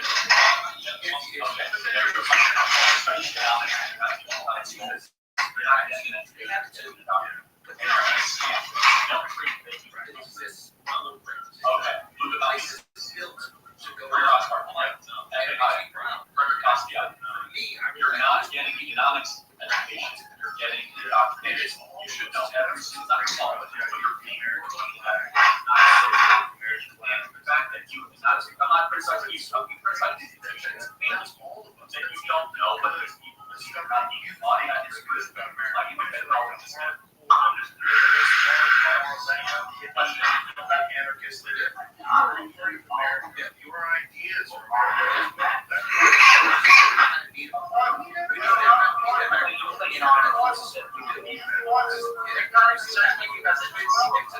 public area shouldn't be a problem, right? You know what I mean? Like,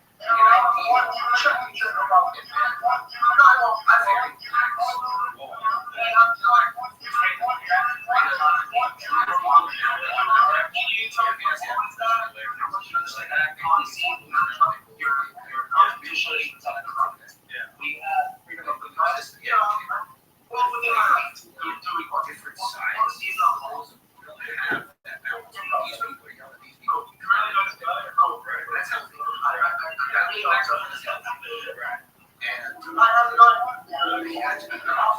I get stuck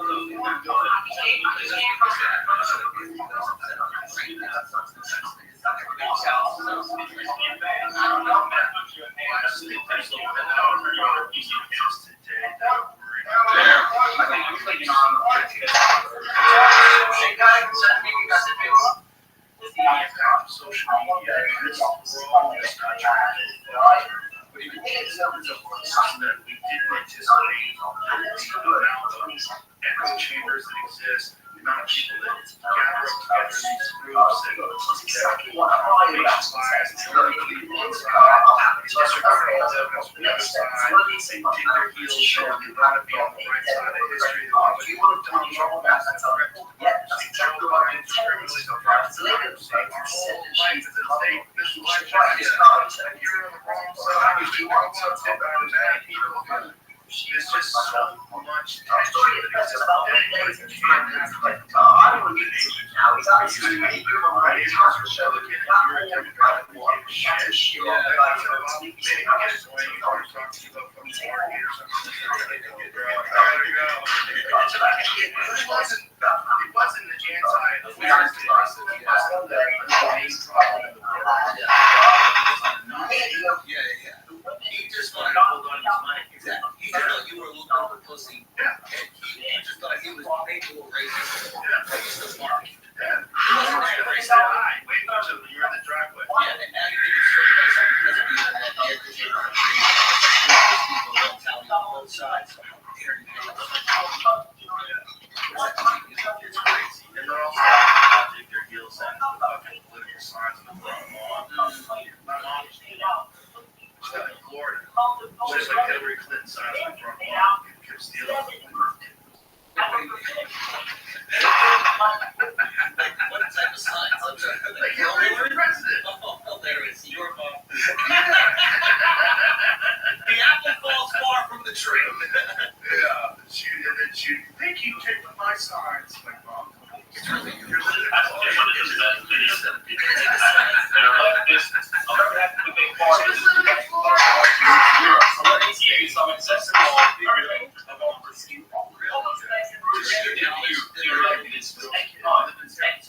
during the height of the anti-war elections. I grew up when I was 7 years old. Because you're gonna notice here.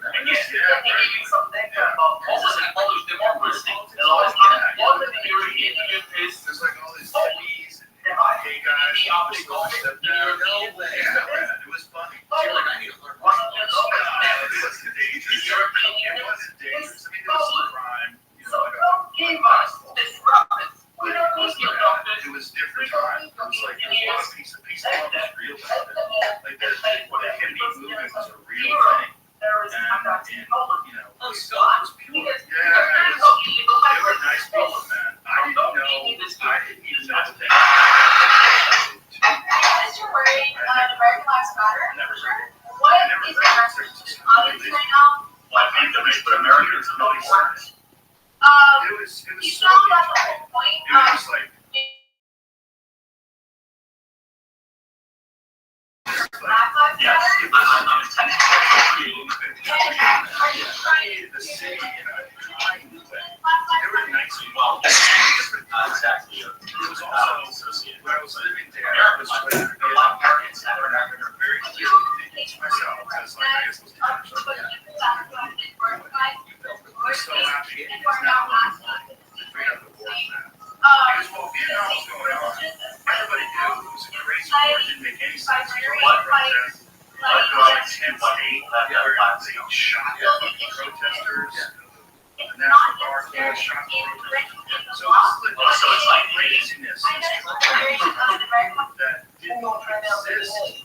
Now, I've had to turn down $50 million 4 times There's a way that just to protect my integrity and that virgin hole I was right. Because people if you want to buy it. And when God will tell them no.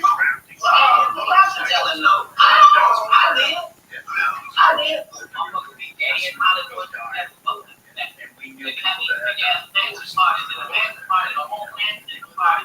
It is a separate party in your room. it was I ain't been making that goddamn law. I was like, good luck, walk in the man and watch. You look at all the goddamn room, look around and look in the wrong room. And then, fucking 10 years later, I was hanging out with my roommate. We were watching Operation Desert Storm kick off on TV. Like they got space, that's why. I'm actually involved in each one of these stories I told you about. We were watching Who's gonna turn down 50 million? together in Massachusetts. We were watching this fucking TV. Good morning, Rabbi. Bro, we're What up, pimp? shit. We're watching the tracer missiles, the tracer rounds. That was good, bro. You can see the colors like they're lit up as they're flying. What's up? Operation Desert Storm. About to go to work. Hell yeah, bro. The first one was like televised. Good morning.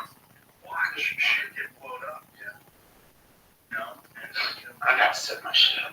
I'm about to be moving here in a week. We'll be moving to Orlando. It's the 90s, right? From where? From Vero Beach. Hell yeah. When they pulled out. Which is. I think I'm either wanting to go to Puerto Rico or Hawaii, but the reason I don't want to go to Puerto Rico, they have the bugs, the sand bugs, or A small number of troops, Gulf War, 90 to 91.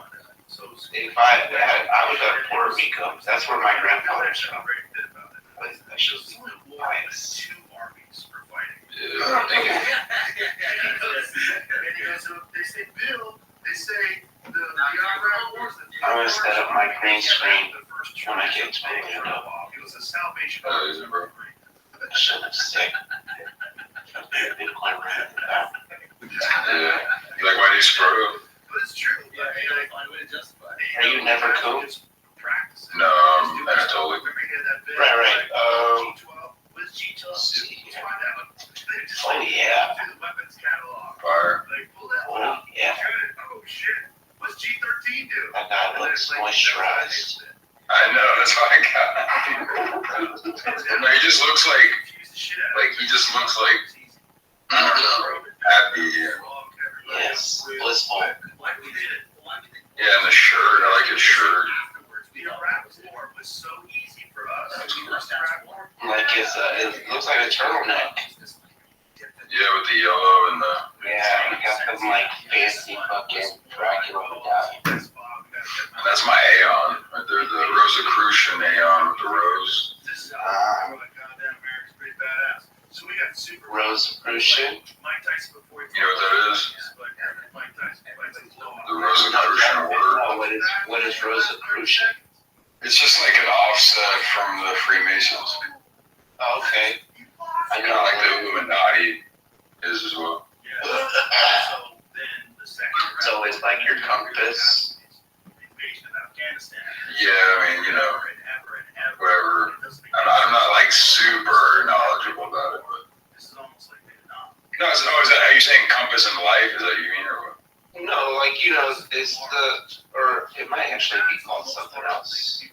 The thing with the pencil and the point. don't think people ever stop doing. Oh, yeah. It's slipping my mind. It's fucking 5 in the morning. What time is it? Never been a time. I haven't slept the whole evening. No, the reason I just want to get out, I need to go somewhere for a month and refresh my mind. Well, motherfucking Puerto Rico sounds like a great place to be at. Yeah, but I was just researching, bro, and the bugs. Look at these sand bugs. And people don't ever talk about these, but I've been hearing a lot about them. Are they? Let me see that. But what does he know? And what does he know? Are those How much of it is disinformation? How much can get shuffled down even to See, look, the reality. straight bullshit? They're sophisticated, man. I mean, these people that are running, you know, what do you call it, the deep state, the intelligence agencies, you know, those people that want to disband all of them, like they because I think Dan, is that Puerto Rico right now? in a very clandestine. What? There's other countries No. have agencies that are It's just not big. the CIA doesn't. They don't have a better one. That's not good. No, I'm just thinking. Like, you need an army. Like, you want to keep peace, you need an army. You want to keep an eye on all the terrorist organizations in the world that are planning on blowing up America? Yes. You need the CIA. You fucking need them. You need all of them. You need the NSA. You need all of them. You need those people. But I have not fucking left And they're saying the super volcano in Yellowstone might blow up on say, them. you know, I know how we can fund the Contras. Yeah, it's been like No one knows. So you get Freeway Ricky Ross. swelling. He's making untold amounts of money, and he's doing it for the government. And that's why. Bro, that would fuck America so bad. No, and he doesn't even figure it out until he goes to jail. Because he doesn't even know how to read until he goes to jail. All right, bro. I'm out of here. I'll see you. All right, man. Have a good day at work, bro. No, it's way less involved. Exactly. We believe it. There's so many layers to it, and it must be so fun to be the dude who's like, to be like that. I would never what's that? The Pentagon? I'm sure every day for saying passing how about your cufflinks, like, let's fucking just get you on Not this fucking guy. Let's go. You're on Adderall. Anytime it's this fucking stupid ass radio. Get work done. You're a great asset to the company. You know, I love this company. And I know this company loves you. And you're fucking all in, buddy. At the expense of your marriage, your family, your friends. You're lying to everybody around you. You don't know what you're doing. Nobody can know because they're fucking sick. Bitch, you think that thing's secure?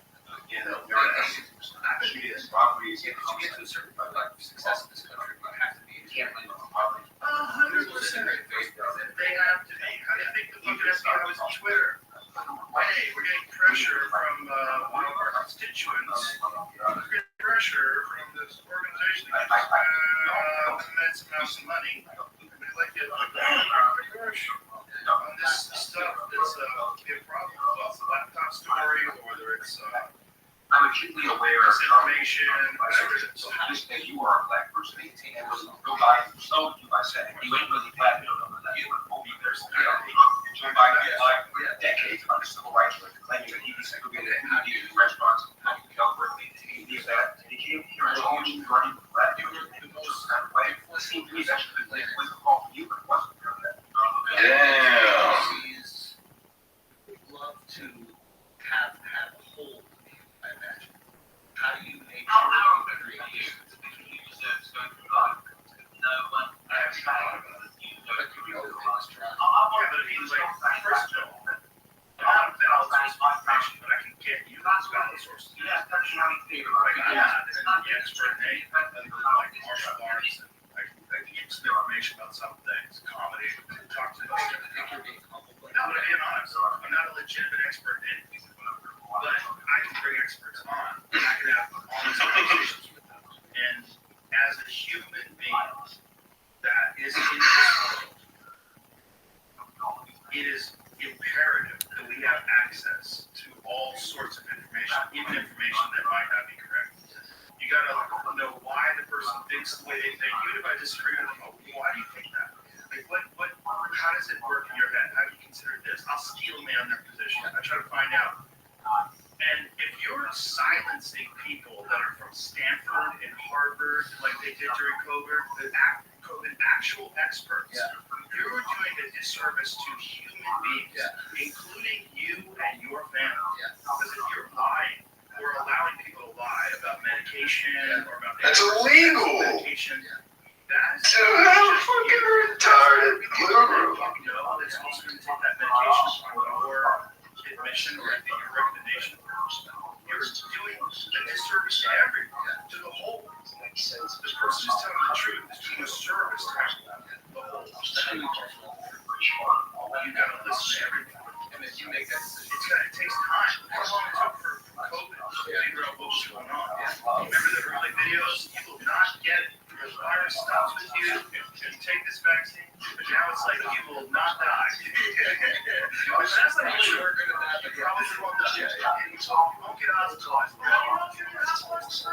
most people didn't get hospitalized. 20% of people in the early days got hospitalized from COVID. 5%.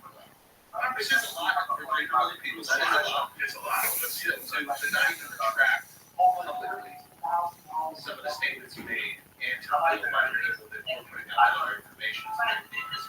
the CDC had to take down all of their, was it the FDA or the CDC? The FDA.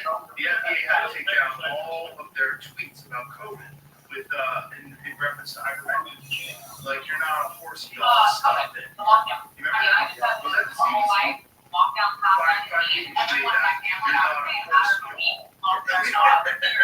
And this is about a medication that had been prescribed.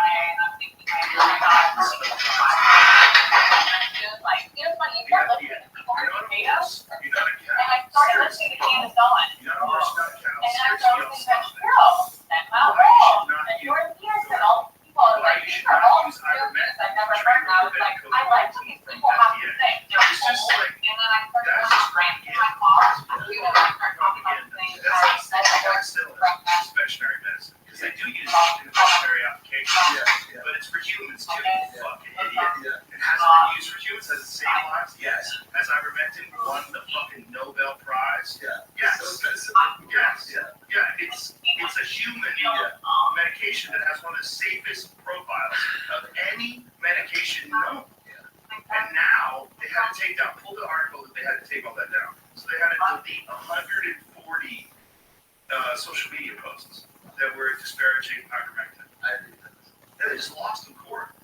Yeah, Pierre Corey has been like ringing the bells for this. FDA agrees to delete "You're not a horse" ivermectin tweet. The FBI did not admit to wrongdoing under the terms of the settlement. Oh, that's great. They don't have to admit they were wrong because they were wrong. Yeah. They don't have to admit it. We know you're wrong. Great. You don't have to admit it. Right. Agency said the settlement detailed the Thursday court filing with the U.S. District Court for the Southern District of Texas does not mean it changes position that no data shows ivermectin to be an effective COVID treatment. The agency is choosing to resolve this lawsuit rather than continuing to litigate over statements that are between 2 and nearly 4 years old. Oh, we said those 4 years ago, guys. The FDA said in an emailed statement, the agency has not authorized or approved ivermectin for use in preventing or treating COVID-19. But doctors have always been allowed to use off-label medications, especially when shown to be effective. Right. And there's a ton of randomized controlled trials that shows ivermectin to be effective for the treatment of COVID-19, including in entire Uttar Pradesh in India. That's all they used it. They had an incredible result. Like, people used it. They used it. But when I used it, and I had no fucking idea what kind of worms I was opening up. They make it look like this. Really, they changed my color. They changed the color of my face. CNN was all in, but to their own detriment. And now people lost faith in. Oh my God! The COVID thing to them was one of the worst experiences in terms of public trust. Yeah, I think public trust is an all-time low. And Yes, their bet that they made. So that's the question: is like, how do you start believing again? Because there is an importance in believing and trusting the systems that we have. Like, it is important that we trust the medical field, right? Yes. I mean, maybe not blindly, and maybe we should have more information, but it is important that we go into it. Like I was just telling you that with my daughter, I was like, okay, it's time to get vaccines. I freaked out. I genuinely freaked out. Yeah. I told you I was scared. And I didn't do enough research. I'm in that room, and I'm like, I think I need the weekend. And yes, all of my friends that even are doctors who had no questions about the vaccines at all before COVID, they recommended all. Now a lot of them are changed their tune. So because they have more skepticism based on the information that came out about the COVID vaccine or vaccines in general. First of all, just the propaganda campaign behind the COVID vaccine. So once they saw this total denial of any adverse effects, even though they personally knew people who had strokes, heart attacks, died, the died suddenly thing, the fact that athletes were dropping like flies. The athletes thing was nuts. Here, because these are the people that are in the soccer players having a heart attack, just dropping dead, all of them vaccinated. When you see these people just drop dead, reporters on TV just fainting, passing out, people I know personally, they got the shot that blacked out. Quite a few. One of them, 2 guys I know that have fucking pacemakers now. One of them's in his 30s, one of them's in his 40s. That's a fucking pacemaker. And you should at least have that information before you make that you should know that that information exists, and instead they're trying to hide it, and they're trying to gaslight you about it. And then there's the thing about all-cause mortality. The increase in all-cause mortality is, there's a jump in all-cause mortality after the administration of vaccines. All-cause mortality is people that die from everything. Die from heart attack, stroke, cancer. And all-cause mortality went up in some groups as much as 40%. These are the control groups that have taken the vaccine. Right. This is just for COVID, or well, people, just in general. Yeah. More people are dying. The percentage of all-cause mortality is in certain groups up significantly. I think in England they did a study that said it was up 20% across the board. In some groups, like 18 to 49. In some groups, it was up like as high as 40%. That means that 40% more people are dying from cancer, heart attacks, strokes, everything than were before. Everything, including people that probably would have died anyway. right. But 40% more in some groups And are there are dying. variables that exist as well. Sure, This there's is a weird time. lack of medical attention during COVID. People didn't see their doctors. Maybe there was things that alcoholism, people drank more. There's a lot of factors. But We need one to of look those at factors might be this experimental medication.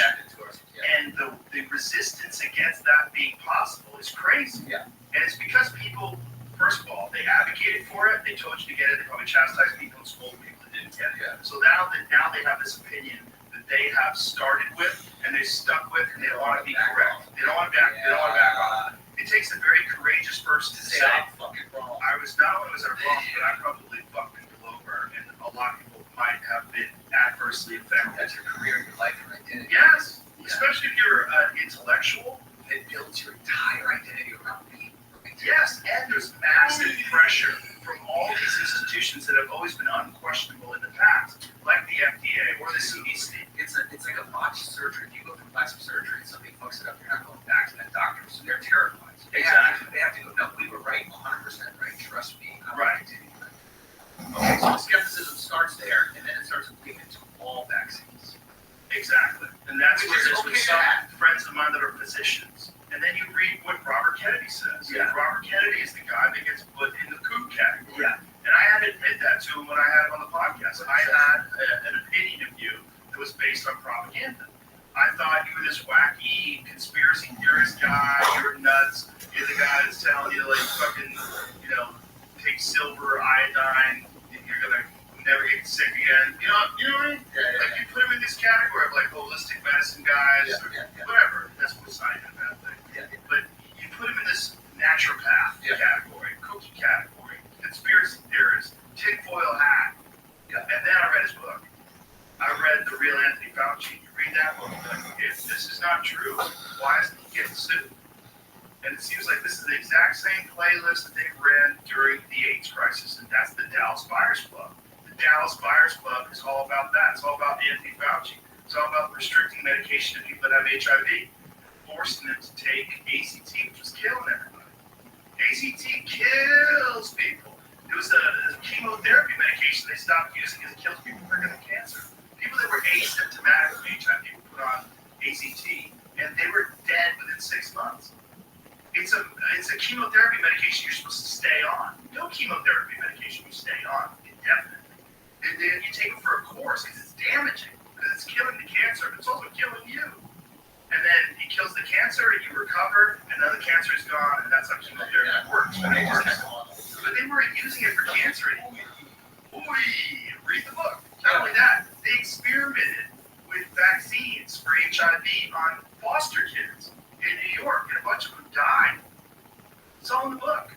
And if it's not true, why isn't he getting sued? Why aren't there articles written pointing out all the things that are absolutely wrong with what he's saying with the HIV crisis? So your position is bare skepticism about the vaccine, and let's get some more studies and information out there, and then we can make our own decision based on that. Right. What's the cause of the uptick in chronic illness, autism, all these different things? What is it? Are there environmental factors? Is it contamination? Is it food? Is it pollution? What is it? What is it? What is it? And could it be that too? Could it be these vaccines? Is it possible these people that tell these stories about having perfectly healthy children and then them getting vaccinated and then all of a sudden the kid like going non-responsive. Yeah. What that seems like it's possible that there's a correlation there. If there's a cause and then there's an effect, if there's an action and then there's an effect, if there's a thing that you do, and all these parents, you could say a bunch of them, it was just coincidental that the kid started showing it after the medication was administered, and maybe that's true. Maybe that's true. And But how do we know if that's not even I think considered? there's a timing taboo thing too. subject. Isn't there like a timing thing Yeah. where like kids don't show those symptoms until 1, and that is when you vaccinate them or something? So there are some There's correlation. correlational Yeah. issues here. Doesn't mean causation. Of course, but it's The fact that you can't ever even consider that injecting kids with chemicals, Yeah. including mercury and aluminum, that you're doing this, Yeah. that this might have a negative effect on some kids, Yeah. and then maybe the corresponding uptick in these chronic illnesses and allergies and diseases and autism, Yeah. maybe What was the allergy You didn't connection say again? aluminum. That's right, because every one of the vaccines has a little aluminum. Yes. Well, Yeah. the way it is, you have an inert form of the virus, Right. right? And then you have this irritant. You have this thing that fucks with your body. Your body goes, "What is this?" I gotta The go fix aluminum's it. there. Oh, Yeah. there's a vaccine or there's a virus in here, I'll a dead create the virus. antibodies. I'll create the Yeah. antibodies. Yeah. And it works. Yeah. Yeah. It does work. But does it also have negative effects? And is it a volume thing? Is it the amount of vaccines you give the kid all together? Yes. You know, they're trying to give your kid like HPV vaccine right from birth. Yeah. Like, when do they start giving them hepatitis B? 12 hours. That's when birth. Yeah. 12 hours in, they came into the room and I cut his big. Yo! And I was like, what is it? Because I didn't know what it was. And they were like, it's a disease that could kill your kid. And I was like, well, we should probably give it to her. And then I'm like, how do you even get it? And they're like, it's a sexually transmitted disease. And I was like, hold on.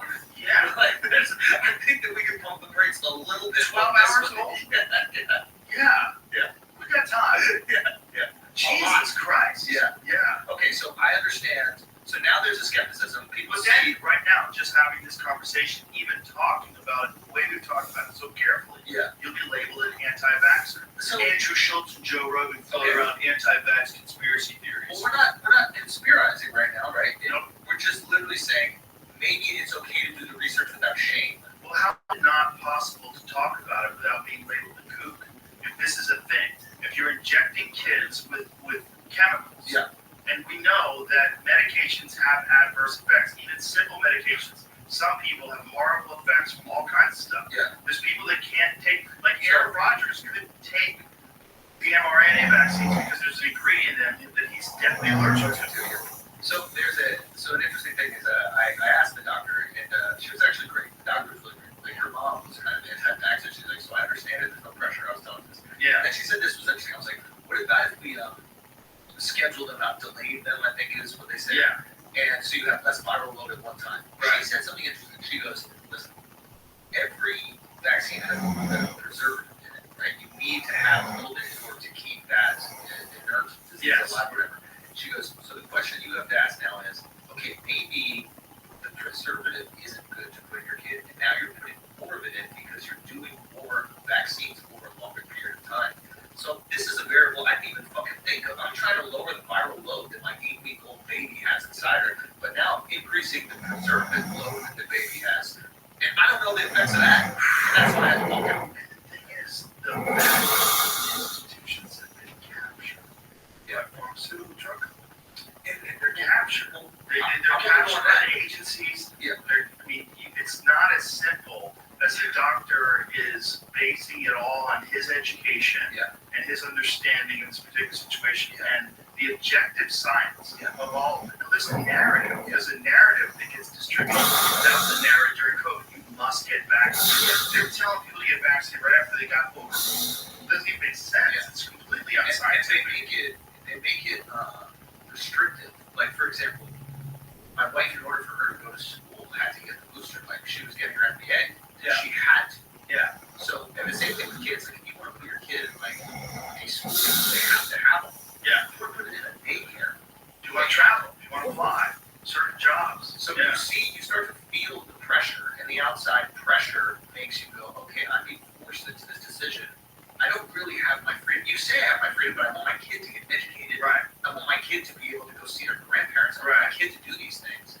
And yeah, you do feel this pressure. You feel social pressure. You want to be labeled as queer, but at the same time, as far as works out. We don't want to get pregnant, so I'm really protective over this baby, and I don't want to be responsible for giving them something that could fuck them up. Like, I don't know how to live. Clearly. But you remember when Jenny McCarthy was saying that vaccine caused her son to be autistic, and she was just attacked. I don't remember. But essentially, it was like kind of the end of her ever being taken seriously. It was kind of the end of her career. Jenny McCarthy was huge. Yeah, MTV days, MTV days, she had her own sitcom. Like, Jenny McCarthy was doing a lot of different things, and you don't hear about her at all. I think Robert De Niro, he attracts her. She had a TV show recently? Been on show. What is it? Masked Singer. Oh, okay, so she's back.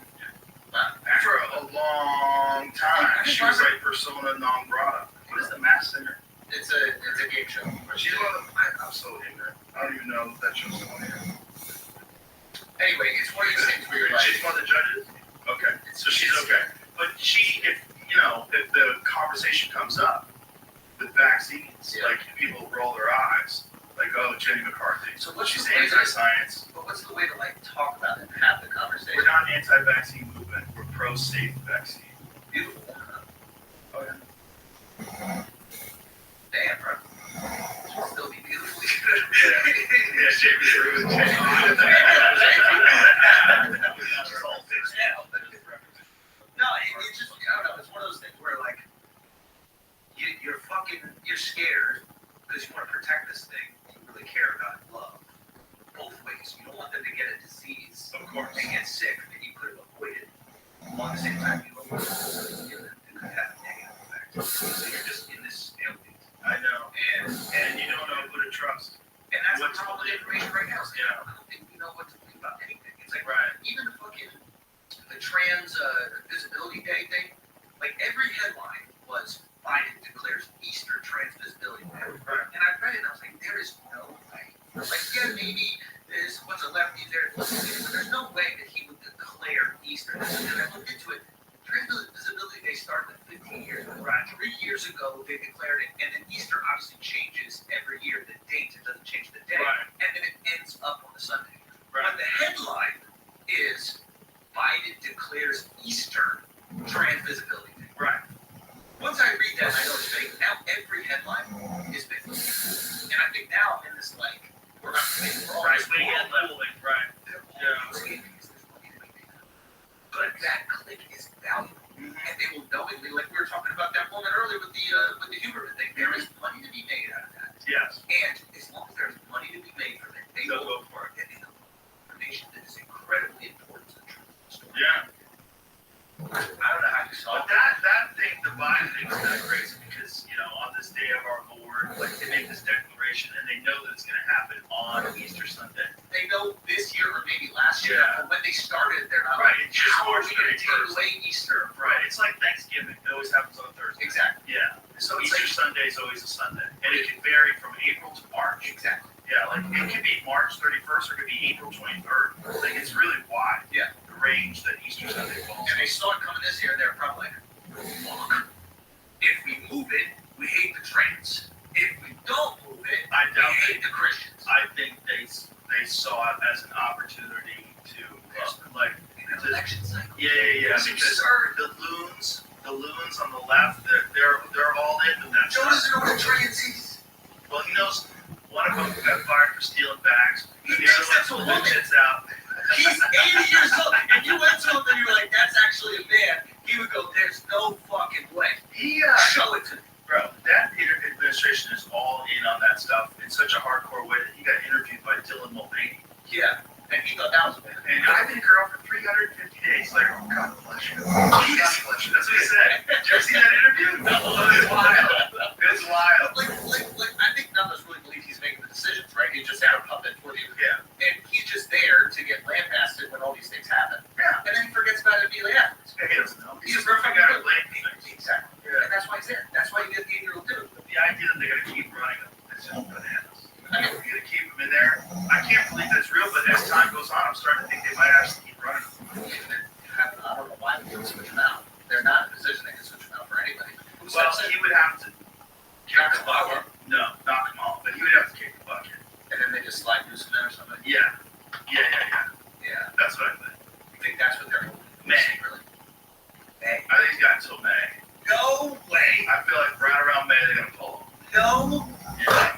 Yeah. And Newsom comes in. I think he just has health problems, and then the country understands, and Newsom is gonna have his support fully, and Kamala is gonna like, I don't want to be president. I'm cool being vice president. So Newsom runs with Kamala. Yeah, I think so. I don't think they can pull Kamala. I think as long as they keep her quiet, she's not. She's already whatever liability sure is. She's so quiet. It's making it most ideals. They get them to Yeah. They're loud, dancing, doing TikToks, and then they go, hey, why don't you shut the fuck up over there? Yes. And then they shut up. Also, don't you want to be president someday, Alexander? They carry, they hang the fucking And she carrot. probably could. She could probably pull it off. So there's a lot of factors, you know, and you're basically auditioning to be the spokesperson for the machine. Yes. Yeah. And it worked for Biden. He's the perfect example. Yeah. Like, think about it. If you're running a machine, you look at Biden's career, and you're like, oh, it does work out. Yeah. If I just play by the rules of the machine, they'll put me in position one day, and I'll have the power. You don't even have to be good. You don't have to be there. Especially if you have a bad guy. Like, well, that's one of the reasons why Hillary wanted Trump to run. Because She's like, I'll beat that guy. That guy's an I idiot. can't beat somebody that's Competent. Yeah. And actually looks like a leader. Yeah. This is this fucking maniac from The Apprentice. Oh, yeah. I want to run him. Yeah. Whoops. Yeah. Whoopsies. Yeah. And now he's more popular than ever. I think it's easy for him, actually. It's not right. I don't know if it's real. What do you mean? Let's find out. Let's find out if they can bring it. Let's find out. Oh, yeah, they'll do everything they can. If the 2020 elections weren't rigged, let's say they weren't. Yeah. You don't think there's something that can be done to move things one way or the other? There's certainly the manipulation of media, of course. Now, you want to talk about election interference. So forget about mail-in ballots, forget about all that stuff. Access to information will affect elections. For example, When the government steps in and tells Twitter to censor the Hunter Biden laptop story, that laptop story, let's say they went all in, they distributed it to all the media, and then Fox News starts telling you all the evidence that shows that Biden's getting kickbacks, and he's the big guy, and 10%, and all this money that went from millions of dollars, Charisma, and all this. Where's that money going? What were the contracts?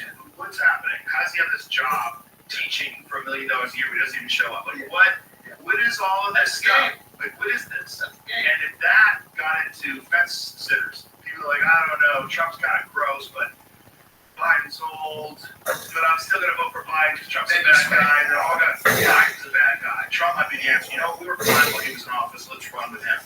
Yeah.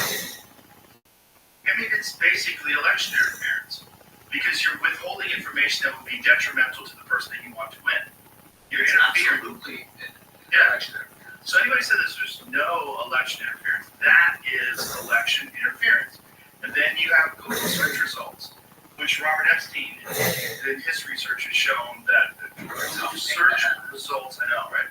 Google search results have shown that you can manipulate, and with his research, you can manipulate the search results through the algorithm, and that will like highlight negative stories about the people that you want to be negative, or positive stories about the people you want to be positive, and it can have an overall effect on how people vote.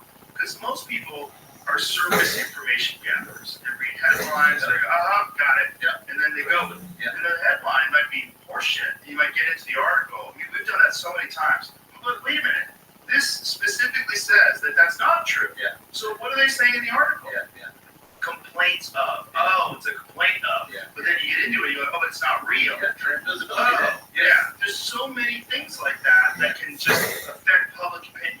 And there's so many people that will just say things publicly, and they think that this is a fact. They don't know that. Like, how many people you've seen got caught in that women only make 70 cents to a man's dollar? How many people you ever seen get caught in that thing? How come women should be paid the same that men are paid? They'll argue in the streets, but they don't even understand what the argument is. The argument is men pick different jobs, they work longer hours, they don't take maternity leave. Overall, they make more money. This is why.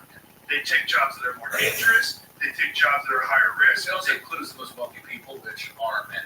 Yeah. So that's going to skew it in a dramatic fashion. Dramatic. Yeah. The top billionaires, they're all men except for chicks that got divorced. Like Mackenzie Mason. That's the best way to get rich. If you want to be a female billionaire, chop it in half. But the thing is, like, female billionaires don't like that label that they got it, so they become philanthropists. Oh, that's why Bezos is right. Just a philanthropist. Billionaire philanthropist, Mackenzie Bezos. Yeah. Where's she get that money? Yeah. Just being awesome. Billionaire. Just being amazing. Yeah. Yeah. No, she was married to a psycho. Yeah. The psycho paid all the money. And now she's distributing it to left-wing causes, and all the right-wing guys are complaining. Yeah. And Elon's mad.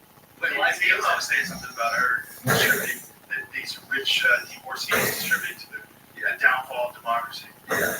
So he goes in. He goes in, man. It's really interesting to see how political he's got, and then immediately upon being, because he was the target of the left hand. Oh yeah, big time to the left. But the left obviously for the cars, right? But the right because he's a successful businessman, right? Yeah. And the second he takes a position politically, he is chastised, shamed, ridiculed. And even before that, think about it. Everybody was invested in Tesla because the stock was going crazy. So not only are you the darling, you're making me money. Right. I want you to be great. Yeah. Once you're making people money, they don't want to write bad shit about you. Yeah. Especially if you got $1 million invested in Tesla. Yeah. I'm not going to ridicule this guy and watch half of my money go away. Yeah. And the second he opened his mouth, And the thing is, he snaps back at people. he goes. Which is crazy. He goes. Bro, yeah, he dunks on people. Yeah, which is hilarious. Yes. I'm also just like, don't you have some science to do? Like, Yeah, how are you doing this? Yeah. I don't understand how he does any of it. AI, dude. He created another one. Maybe he is. Maybe he's AI. But what he's done with Twitter or X is really interesting. I call it Twitter. Yeah, it's hard for me to change. Because it is an X that you made, or is it a tweet? Did you tweet something? It's a tweet. I tweeted it. Yeah, it's Twitter. It's kind of funny though because it is X, Yeah, but you know, but it's Twitter. But like the idea that he is going to uphold this soapbox for free speech, despite having some awful things said, the greater outcome will be hopefully a civil society where ideas can permeate freely. He may have very well saved That humanity in some way. Because by providing this one platform where people can actually speak their mind, up to a point. Yeah. You know, I mean, there's still some rules, sure. but up to a point, you get away with a lot of shit. I see so much racist shit on Twitter now that I never saw before. Like, it's been openly racist, openly racist stuff.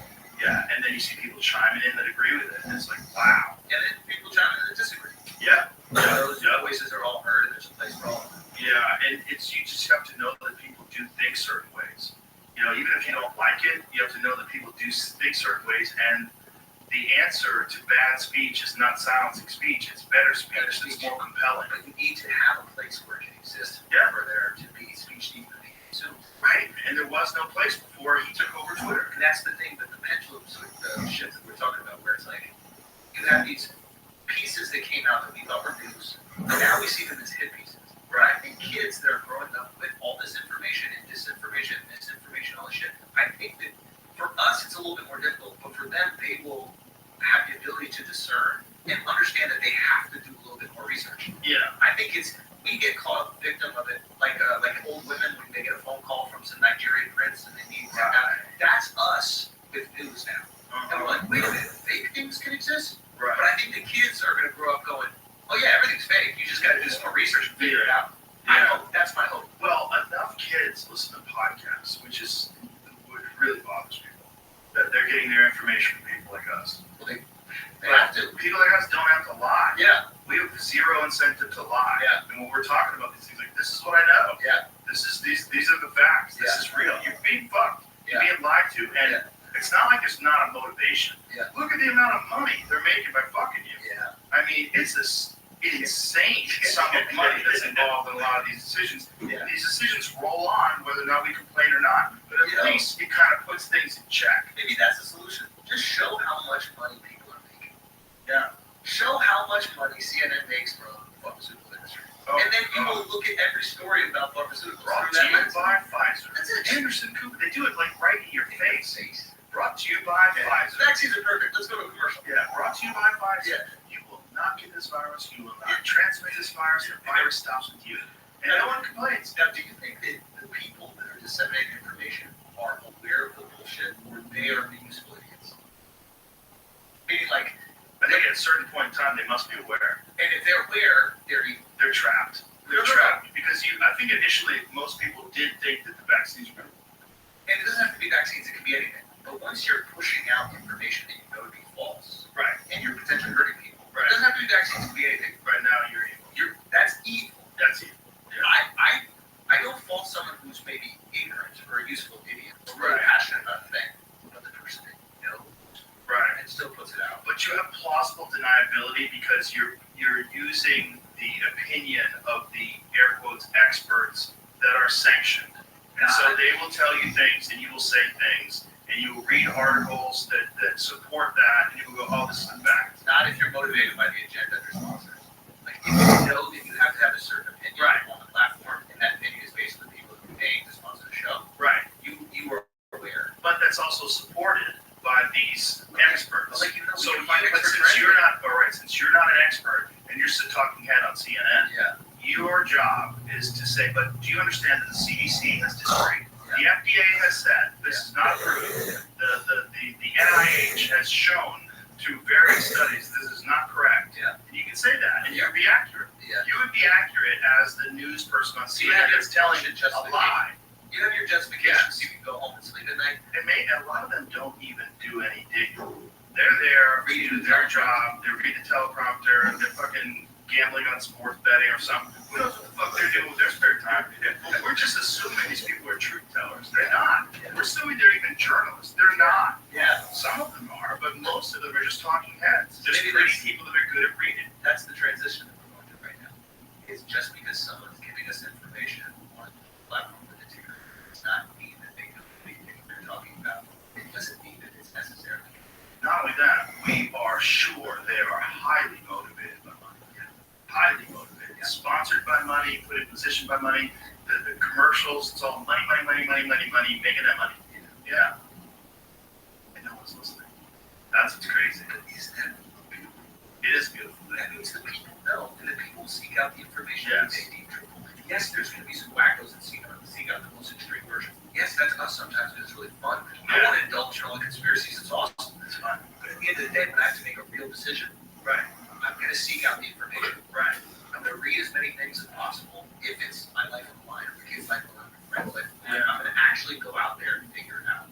Hopefully. And the thing is, if it's not for a few brave people that stand up and tell you the truth, how do you, if there's no Peter McCullough, if there's no Robert Malone, if there's no RFK Jr., if there's no Pierre Corey, if there's none of these people that stand up and lose like a sizable portion of their income, their careers get destroyed, their reputations get dragged to the mud, hit pieces get written about them. If it wasn't for these people that stand up and do that, and I never would have imagined in my wildest dreams that I would get sucked into that. What do you mean? I never thought that I would get sucked into something like that where people would be like lying about me. Oh. But when you watch it, like on CNN, just fucking loud, out lying. But it's wild. Yeah. And the dumbest lie. Yeah. Like, bitch, I'm taking horse medicine. You don't think I know, like, really good doctors that are telling me what to take? How about the fact that I got better quick? That doesn't freak you out at all? Yeah. I got better real quick. Oh, you were so happy on that when that shit kicked. Yeah. What was it, 48 hours that it was? Yeah.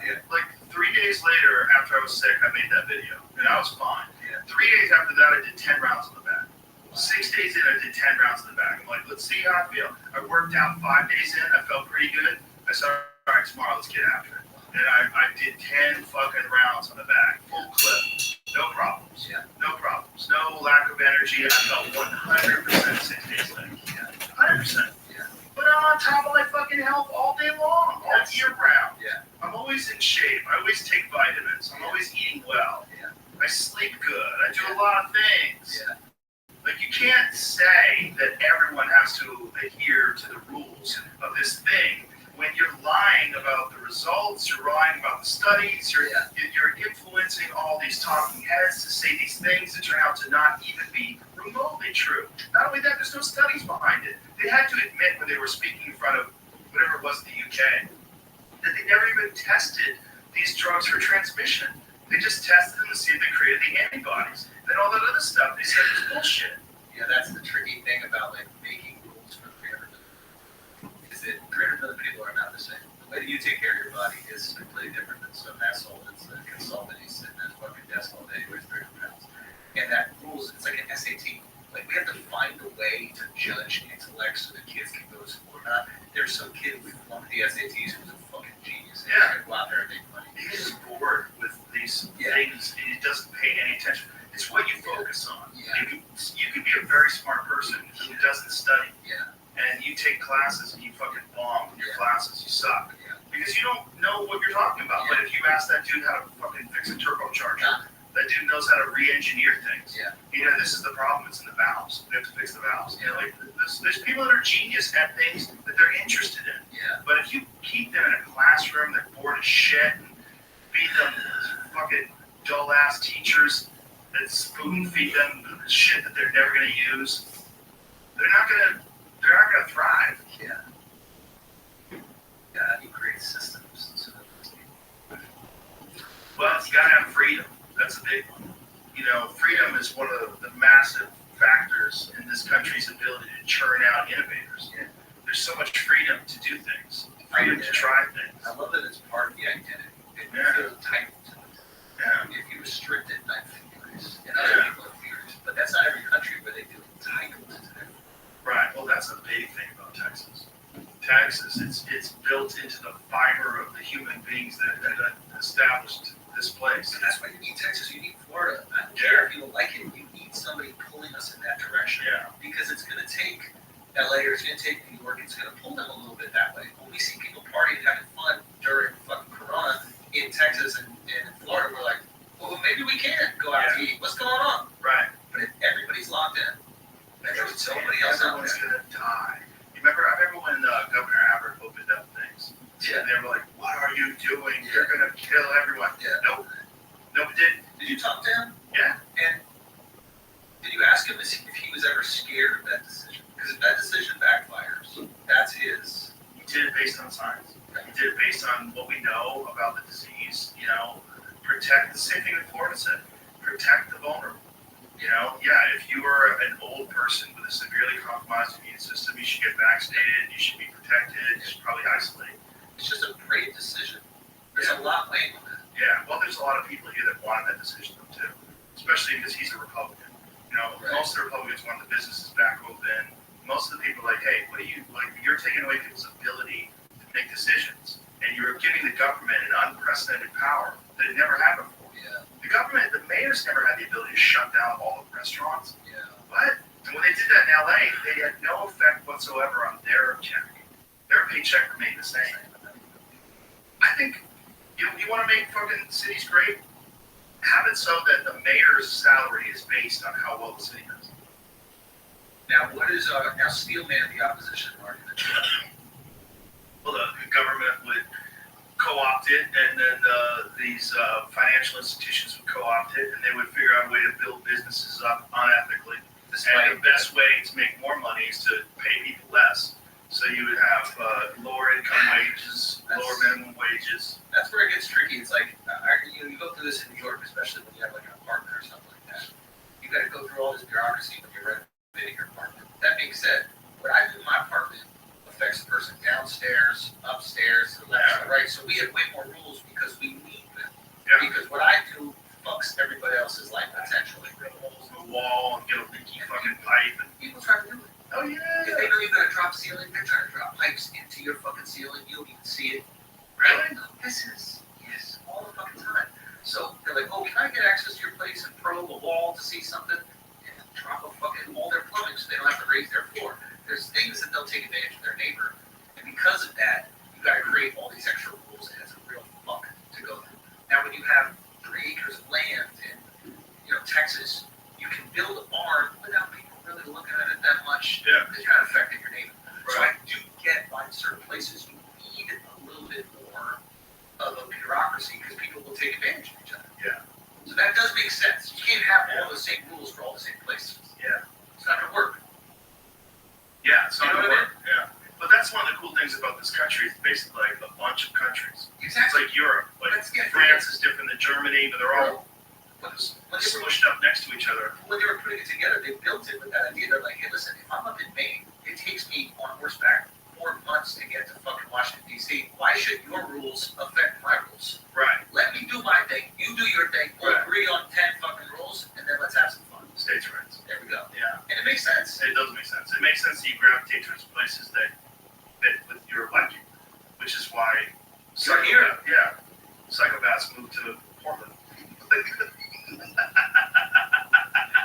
For real. Yeah. Like one thing I imagine like being born there, but like willingly going. Yeah, that's my people. Yeah, that's Yeah, you have 50 face piercings. You're on your way. Raining every day. Yeah. Oh, I want to be impressed. Yeah. Let's go. Yeah, the Oregon Trail, what idiots. I'm looking forward to camping. Imagine going across the whole country and fucking what are those little Covered wagons. covered wagons and then getting to Portland and you're like, for this. Yeah. Rains everything. It's beautiful though. You go to the green. Yeah. Portland's gorgeous, and parts of Oregon are fantastic. Yeah. You know where Cam lives. Cam lives out like Springfield, that area. Okay. Eugene. Yeah. Yeah. Beautiful. Yeah. Okay. Beautiful.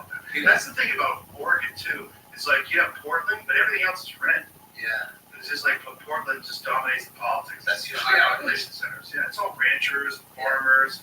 Yeah. And they're Like like, what those the cities, fuck? like the liberal cities that are in the very conservative states, are a reaction to how conservative the state is. So they're like, Well, they're generally around education institutions. oh, so they're built around the universities. The ideas of the universities. Eugene's very liberal. Got it. It's around the universities there. Universities affect Yeah. like Boulder, Colorado. University of Boulder's right there. It's every University of Colorado. Everybody's liberal. Right. They're all hippies up there. Because it's all like the city itself sort of like revolves around the education institutions. And So the culture of the the education vibe. institution Yeah. dictates the culture of the city. Sure. Yeah, that's why New York, I think, is so unique. Is everybody thinks that we're like this super like liberal city. It's like it's a money city. Yeah. Money wins in New York. In the Manhattan, yeah, it's a lot of it's the financial distance. But if you go to Long Island, that's very red. I think even Manhattan is red. Like all these we're open when it comes to like gay stuff, right? We love our gays. They create great cultural institutions within the city. You like going to Broadway, you like seeing musical theater, right? They offer a lot. You like the art. You're coming to New York for art. They offer so much. So we're like, yeah, those guys are dope. Kick it. That's awesome. A lot of gay chefs, a lot of gay artists. Gays kill it in New York. Yeah. And they create a lot more stuff. We really appreciate it. Yeah. And it's amazing. And when it comes to actual like it's kind of conservative. Like we've had conservative mayors. Like Bloomberg wasn't some fucking like bleeding heart liberal. He's a money dude. Right. He just came in. He's like, yo, we can't pay for it. I'll pay for it. You pay me back. And we're like, all right, I like this guy. This is fucking Bruce Wayne. Right. You know. So yeah, I think the perception of New York is a little weird. How come that guy didn't go any further in politics? No charisma. Is that what it is? Yeah, New York. We don't care about charisma with the mayors really. We don't even know who our politicians are. Like I just found out we have a female governor. I had no fucking clue who the governor is. No, they don't. Much. I have no clue. But New Yorkers, we don't care. If the mayor of New York City is the governor of the state. In our minds. Right. That's the leader. We just don't, like, Yeah. you say what's going on here, and that's all that matters. Right. We're very, Yeah. that's the only thing we really think about as a city. Yeah. But it is, What is it like there now with the immigrants? so here's the thing. New York is so diverse, you can't tell immigrants are there. Does that make sense? Right. Like, if there's other cities that are, like, really homogenous, they're all white, and then all of a sudden a bunch of not white people come, you're like, oh my God, we got immigrants everywhere. But for a New Yorker to be like, hey, I think we got some immigrants here, it's impossible. Right. Everybody's an immigrant. Everybody's brown, everybody's black, everybody's Asian, like, there's all these different ones. Right. The tricky thing with, you're talking about the migrant crisis, Yes. is that they're taking advantage of New York is like the biggest state in the country. It's like, I think, maybe the only big city that has a right to shelter. Right. It's the only one of this size that has And right it to used to shelter. be for homeless people. It's only for homeless people. Yeah. They're taking advantage of a system that's built for homeless people, which is pretty fucking good if you ask me. You're the financial hub of the world. You want people sleeping on the streets. You go, Right. now let's put some money so they can go inside. Like this. Right. And homeless people are supposed to like basically enter in and out of homelessness. The idea is give them some shelter, maybe they can get back out on their feet. Right. The migrants hear about this and they're like, what, free housing? Let's get up there. Right. So they're taking advantage of a system that is not for them. And I think when New Yorkers have kind of learned that, they're like, oh, this is there's something unethical about this. Yeah. And I think that's where a lot of the pushback is happening. But in terms of like visually being able to see it, it's not something that New Yorkers notice. Right. We just can't. The news makes it seem like it is. Right. We see the art, oh, this guy beats up the police or something like that. But in terms of when you're walking down the street, it is not detectable. So unless of these places like the Roosevelt Hotel that converted. It's the Roosevelt. It's great, like the one that's right across the street from Madison Square Garden. Mm-hmm. You know the hotel. Yeah, I couldn't believe they converted the one. it's an iconic hotel. Right. It was in that fucking Jennifer Lopez movie. Oh yeah, she worked She was the maid. But she's the Yeah, maid. yeah. So, but this is like a hotel we all know. We see it after every Knicks game. It's like you Yeah. can't fathom the whole hotel. Yeah. So, and also that system that was set up for the homeless was already operating at capacity. And then you increase the amount of migrants into the city by 50%. I think it went up 50% in the last couple of years. Of course, there's going to be this insane overflow, and it just can't handle it. Nuts. It just can't handle it. But they're taking advantage of something that's not for them. So I understand the frustration about it. But is there any kind of pushback to try to put a stop to that? 100%. What do they do? Nothing. Yeah. Everybody's doing what benefits them. And the politicians are shrewd. Like, Adams is shrewd. He told the governor, Hopeful, I think her name is, he was like, listen, I think we're going to have to shut down a new recruitment class for the police. We don't have any more money because we got all these migrants. You guys got to do something about that. You got to give me some more money. You got some more money? He didn't shut down anything. So he got more money, and now he's funding everything that he needs to fund. And I don't know if anything's changing. So everybody's playing politics as well. It's. Well, wasn't he involved in some sort of a thing where they were giving the debit cards to the immigrants, Oh yeah. illegal migrants? He said, Everyone getting a piece. He was like, yo, what the hell is going on with this? He's the best. 50 is. He's the best. Bro, we gotta hang with 50 Cent. I only met him once. I met him at the UFC. He was cool as shit. Dude, Back in the day, I interviewed him. wait, really? Yeah, for the UFC. Yeah, it was real quick. It was, like he was a celebrity sitting, cage side. Bro, he's, dude. He goes all in, bro. He goes all in. About Boston, he was telling me like good stories from Queens because he was like really in that life, and it was like blowing my. It was like somebody explaining The Godfather to you, if you never saw the movie. Wow. You're like, this happens. This is real. Yeah, just like he's a fucker. Anyway, He's never been on your show.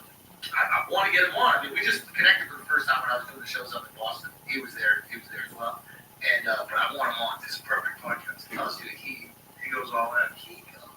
That shit on the Breakfast Club with him about Diddy. And he's been that way forever. You know that, right? Yes. He's like, why is this guy trying to take me shopping? Yeah. What the fuck did he just say? What the fuck did he just say? And did you see when Diddy went out? He goes, I was trying to be nice. He goes, I thought he wanted some clothes. I thought he needed some clothes. That's like a subtle jab too. That's funny. A little bit. Yeah, But also, like, what? them going at it is just Hilarious. 50's one of those dudes where it's like, if 50 don't like you, I gotta hear him out. Yeah. I gotta hear him out. Yeah. He might know something. Right. He might be onto something. Yeah. He's wild. Yeah, we gotta go to dinner with him. Yeah. He's wild. I like that they were going after him for some financial support or something like that. He said, I'm bankrupt. Yeah. I got it. I did $400 million deal. Fucking fight for water. The next fucking Instagram post has got a Bentley. He's smart. He's gonna play the system. Yeah. He knows how to do it. Yeah. It's hilarious. Let him run all the articles. Oh, 50's broke. Whatever you want. Whatever. And he's got his dudes from day one with him still. That's something I always think of. Yeah. Nice. That's important. Yeah. When are you coming back to New York, man? I don't know. I'm gonna be there for the UFC in Jersey. Oh, That's in June, I guess. Okay. I'll be there. Okay, good. You don't miss it at all. Any place you miss? Nope. Not a single place. I'm not like a misser What kind about of guy. foreign? Like a place that you I like going to visit places. Yeah. Yeah, I like visiting places, but it's like I love Texas. I love being right here. Like right away. I was like, this is it. This is the spot. Yeah. The perfect balance for me. I love it. Yeah. Really do. I miss what LA used to be, but I think we've done that and more at the mothership. Yeah. What LA was for me was my friends. It was the life that I lived, the people that I communicate with all the time, and the Comedy Store. And you built that. And we built that out here, and we made it even better. Anything from LA that you still want to bring out? Besides Joey Diaz. Nah, Joey's in New Jersey, but Joey's been coming out. But he's from He's LA. coming out again. Yeah, but you know, Joey was sick of it before anybody was. Yeah. Joey was sick of it before anybody was. You know, when I left the comedy store in 2007, Joey was like, "Good, fuck that place." Joey's a burn the bridges kind of guy. He doesn't give a fuck, you know. And he was the first guy to like. I think he moved to Jersey early on, man. Like right around the time I was moving to Texas, he was moving to Jersey. He's like, I'm getting the fuck out. Yeah. I was trying to get him to come out here. He wasn't interested. He loves Jersey, but I think he'll eventually come out here. Yeah, he loved it when he was here, man. I had him out here for 3 days. I got him out here for 420 weekend out here. And you know, when he's out here, it's like he misses the hang. He misses being around comics.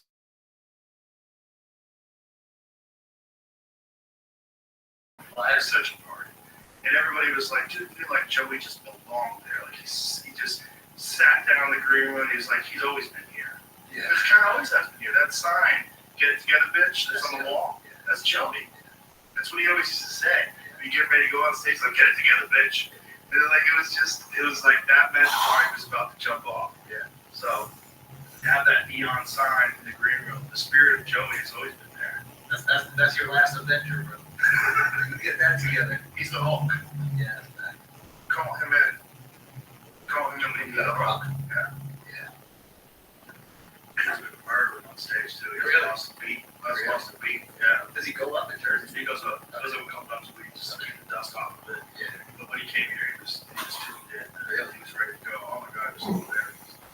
I'll tell you some of the shit you're saying. He's so crazy. Wait. He's so wild. I don't want to give up his bits, but oh my God, he's so wild.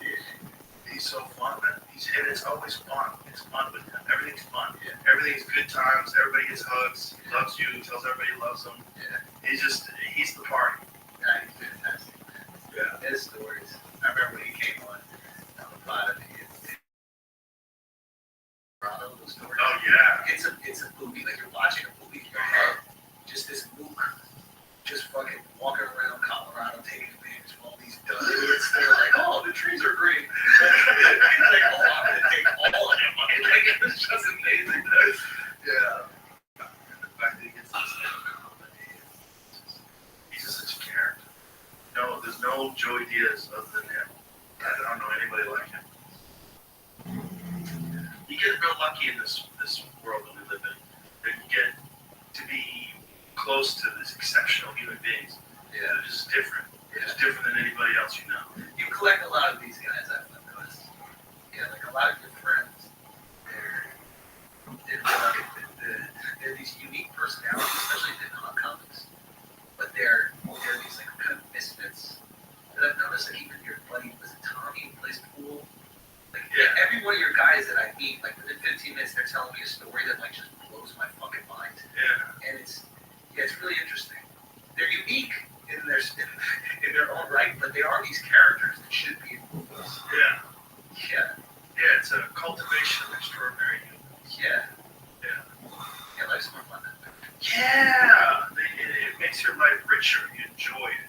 Yeah. And when they win, you win. Everybody wins. Everybody's having a good time. That's possible. That can be done. Yes. Yeah, it's just, but you have to cultivate it. It's like when you cultivate a garden. Yeah. You gotta root it out too. You gotta have some bad apples. Yeah. Get them out. Yeah. Get them out. Yeah, that can be tricky times. Yeah. I miss Joey. I gotta call him. He'll be out here soon. Yeah. I gotta drive him to this. I wish he could. I mean, he's kind of far. Like, where is he? Like Cherry Hill or something like that, right? But he's in like down there. Yeah. So he's not like coming. No, he's an hour from the city. Yeah. That's the thing. It's an hour.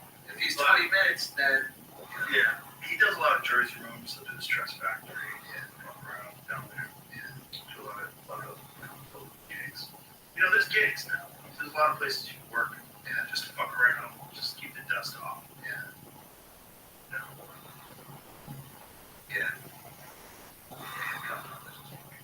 Yeah, we're lucky people. We're very, very lucky. There's people out there that don't have any exceptional people in their life. And they live through these conversations and we have those people vicariously. Yeah. Those people become a part of their life too.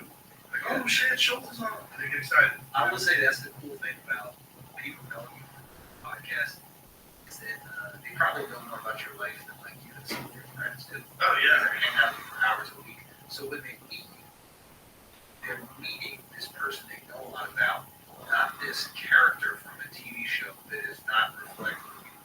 Right. You're not Ross from Friends. Right. Because Yeah. Ross might be completely different than Ross from Friends. Right. And I can understand like why you might resent people loving you for a character you play when you know you're not that character. But if people appreciate you for what you do, either in stand-up or even podcasting or whatever, it's like they're appreciating this thing you really care about and a true version of yourself. Yes. So the love feels worth it. You know, it feels That's just also why it's very difficult to like cast someone in an unfavorable light that people already know. Yeah. Like the human thing. We try to take a distorted version of that person and say, this is who they really are. He talks to them 4 hours a week. Yeah. You're not going to change the way that they feel about it. He also talks to other people like you or me where we're fucking around, joking around, you see the real him. Yeah. You know, it's not just the distribution of information. Yeah. It's also like, this is the guy. Yeah. This is who he is. Yeah. He's going to be okay. Oh, he's be better than ever. Yeah. Yeah, he's fine. Yeah. And it's good that people see, that he is at a position where They want to attack him. Yeah. that means he's doing something good. Well, he's a target, and if you're popular and famous, you're a target. And if you're going to be the type of person that goes after those people, that's a dark path. It's not a good path. And you become a target too. They find you. Well, that's, what we were saying is, I think it's important that when people are writing these clearly biased pieces, that they're also recognized for what they've done. Yeah. And the world will see that if you put out something like this, there is a cost. Yeah. You're not doing it with immunity. It's also there's a cost in your own mind. You know what you did. I think they do and they don't. I think they think they do it because they're supposed to do it because that's their job. I think once the impact comes back their way, They're like, I want to pay this price. yeah, that blowback is awful. And that blowback stays on you. It doesn't, people will Google that for years to come. They'll know when you write something else. So never this said is the anything person about like that. This is, yeah. And then they'll dig into your past, man. They'll find some things you did. They'll find some people that are upset at you. You know? And it's just like negative energy. You're putting out negative energy. People that build people up, people that build people up through their own version of reality that they're writing about, and they're inspiring people, and they're giving people hope, and they're giving people something positive. That's a great blowback. The response to that is like this beautiful thing that everybody's helping everybody advance through this bizarre existence. But if you're the person that's just always knocking people down, always attacking, you live in that negative space. Yeah. Even like, dude, when I had that whole thing with Betsy, Yeah. even that, which I knew A, had to be done, and B, I was one of the only people that was in a position where I could do it. Yeah. And even though I experienced a lot of blowback, even career blowback. I lost my agency, I got banned from the store, and even me at the time, who was doing well, knew that, like, this is why people don't do this. Because this is the real reaction to someone that steps up and says something about something that has to be said.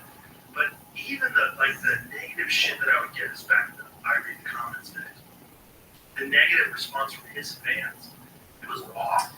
Yeah. It was awful. You don't want that in your life. Even though I knew it was the right thing to do, I remember saying to myself, like, I'm not getting involved. Wow, I'm done with this. Wow, this is gross. Yeah. It's like you're at the center point of this nasty, negative thing. Yeah. And even though for the art form it was positive, Yeah. like the negativity that I experienced, even though it was overwhelmingly positive, just this small amount of negativity is not worth it. Yeah. It felt bad for a long time. I didn't like it. And I didn't even like all the people that were constantly and consistently attacking him. I don't like it. I don't like any of it. I don't like that every time he makes a comment, like every time he posts something, you steal that. You just don't be like, you've opened the door to the lowest version of the vibration that humans give. The attacking, breaking you down, or I can kick you because you're down. And it's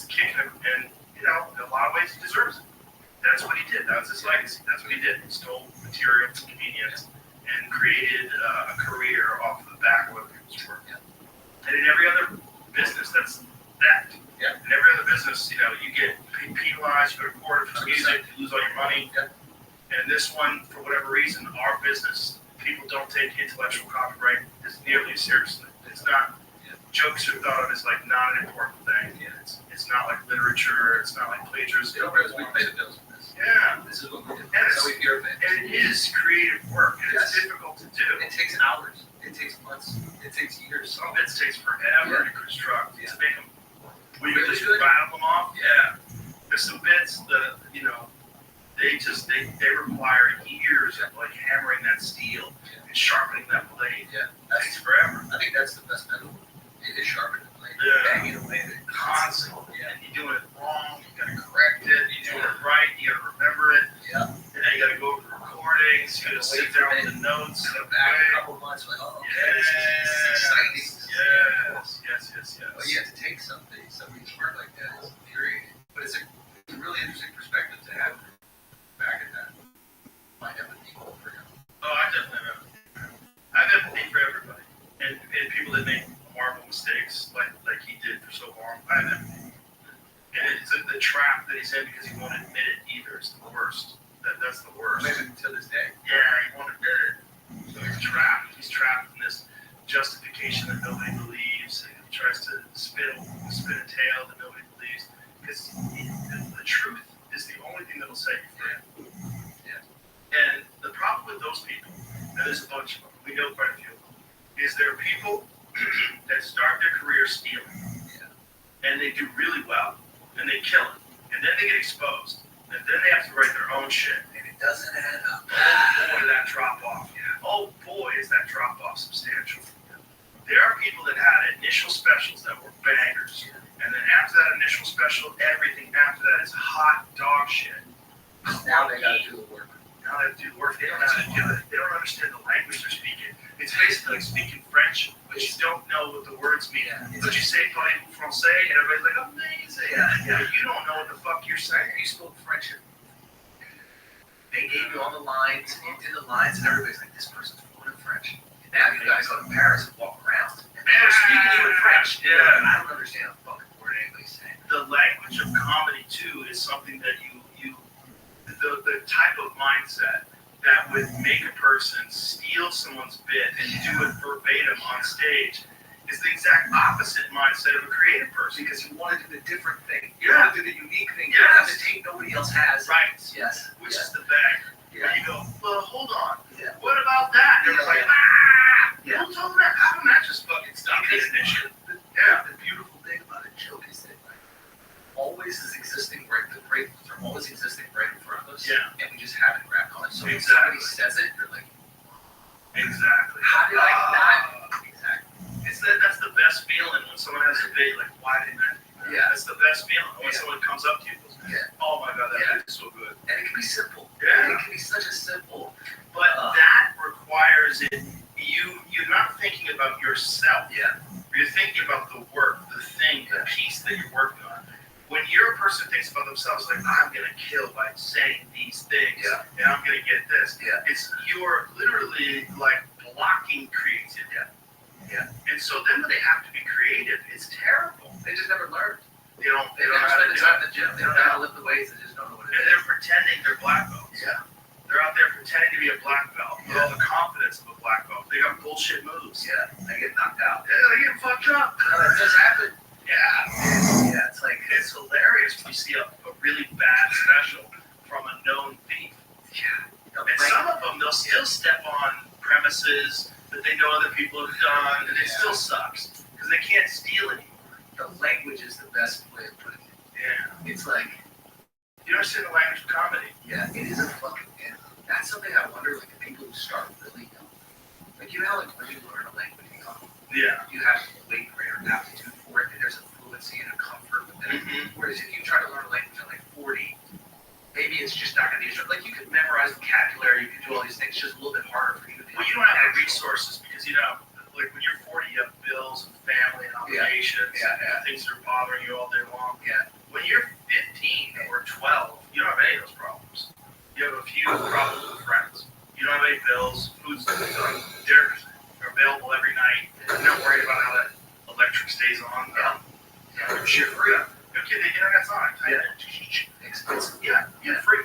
You have so little resources that are being allocated to all these different things that when you're a person, that you have a family, a mortgage, a fucking business, responsibility, that, a neighborhood, homeowners association, resources at work, and taxes, and you have time to learn French.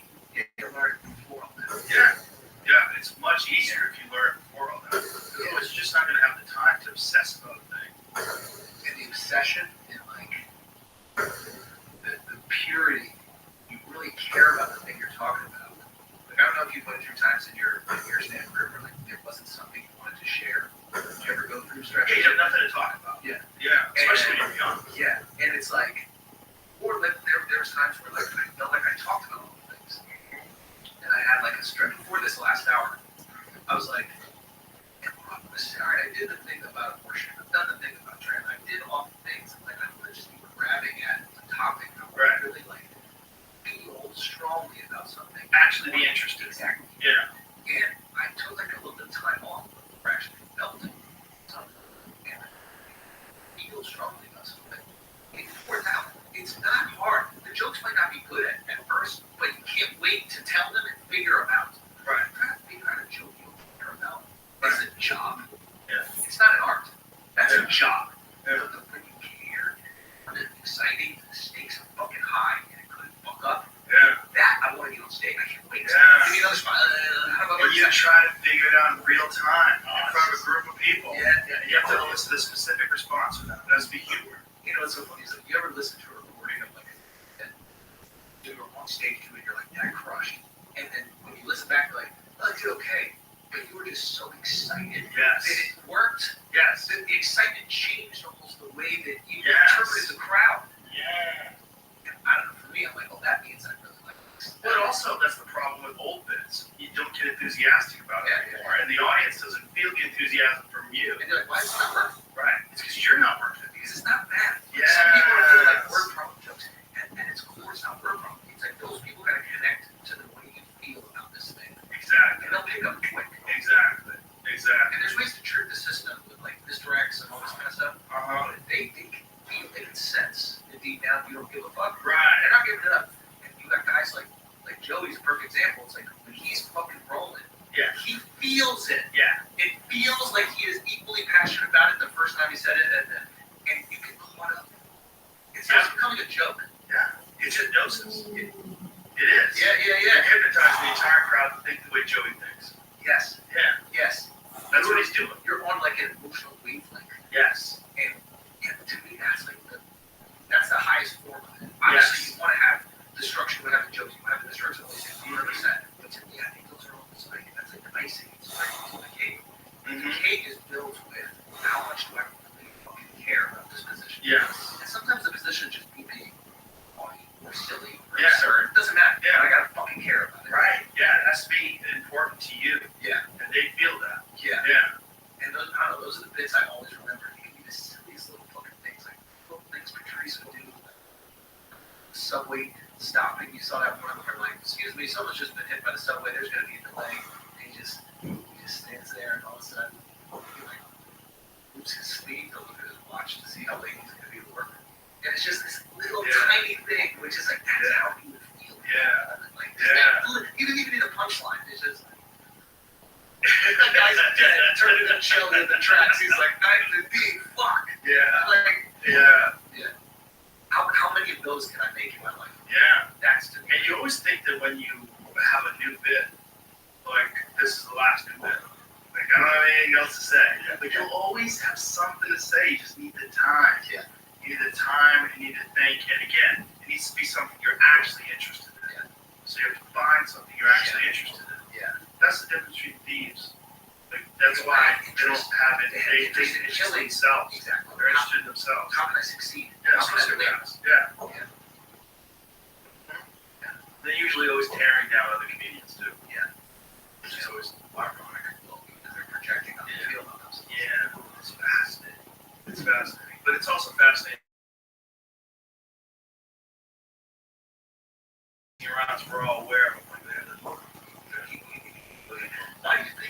are more people that don't call them.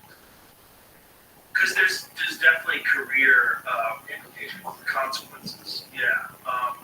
Like some of these people wind up being successful. They hire people. That's one of the things they love to do. Thieves will hire a bunch of other thieves to make a television show. They have thieves. Like a thief will hire a bunch of comedians, I should say. When they get a television show, they give them work and they support them. And then this is like, then you have a bunch of people that defend you. Like, that's very common. And because you're paying them. Exactly. Like the thieves will go out and get a bunch of people that they select some bids from and put them on the television show. I know people do that. So that's their way of like paying it back. Paying it back. Yeah. Look at them up, paying it back. I'll give you examples after the show. They don't need to be negative. Talk about people. There's a bunch of that I know. But there's also a bunch of people that are killing it that we know are pure. Yeah. And having this like amazing successful run right now because of the internet, because of streaming platforms that are leading into really good comedy and not comedy for like this. Yeah. And I think those people, if I look at the people who have the most success right now, I think it's the people that are pure. And There's a lot of that. Yeah. I mean, we'll be talking after, but the people that I see crushing it, the people I'm looking at, I'm just like, holy shit, this guy just like Shane deserves it. Yeah. And he's just hilarious. Yeah. And I'm looking at these people and I'm just like, that could have went a different way. 100%. Like it could have went a really different way. Yeah. But the structure was set up in a way where he had another opportunity. And with his second chance, demolished anything that could have stood in his way. Yeah.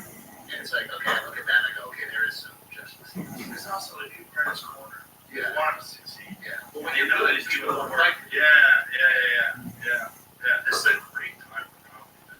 I think it might be the best time ever. I really do. I think this is legitimately the golden age of comedy. And this is also when, like Ari said it best, like comedy's dangerous now. Because it's fun, because it's dangerous again. Yeah. Because, like, there's so many people that want to restrict what people can and can't talk about. That's unique. I feel like the restriction is less now.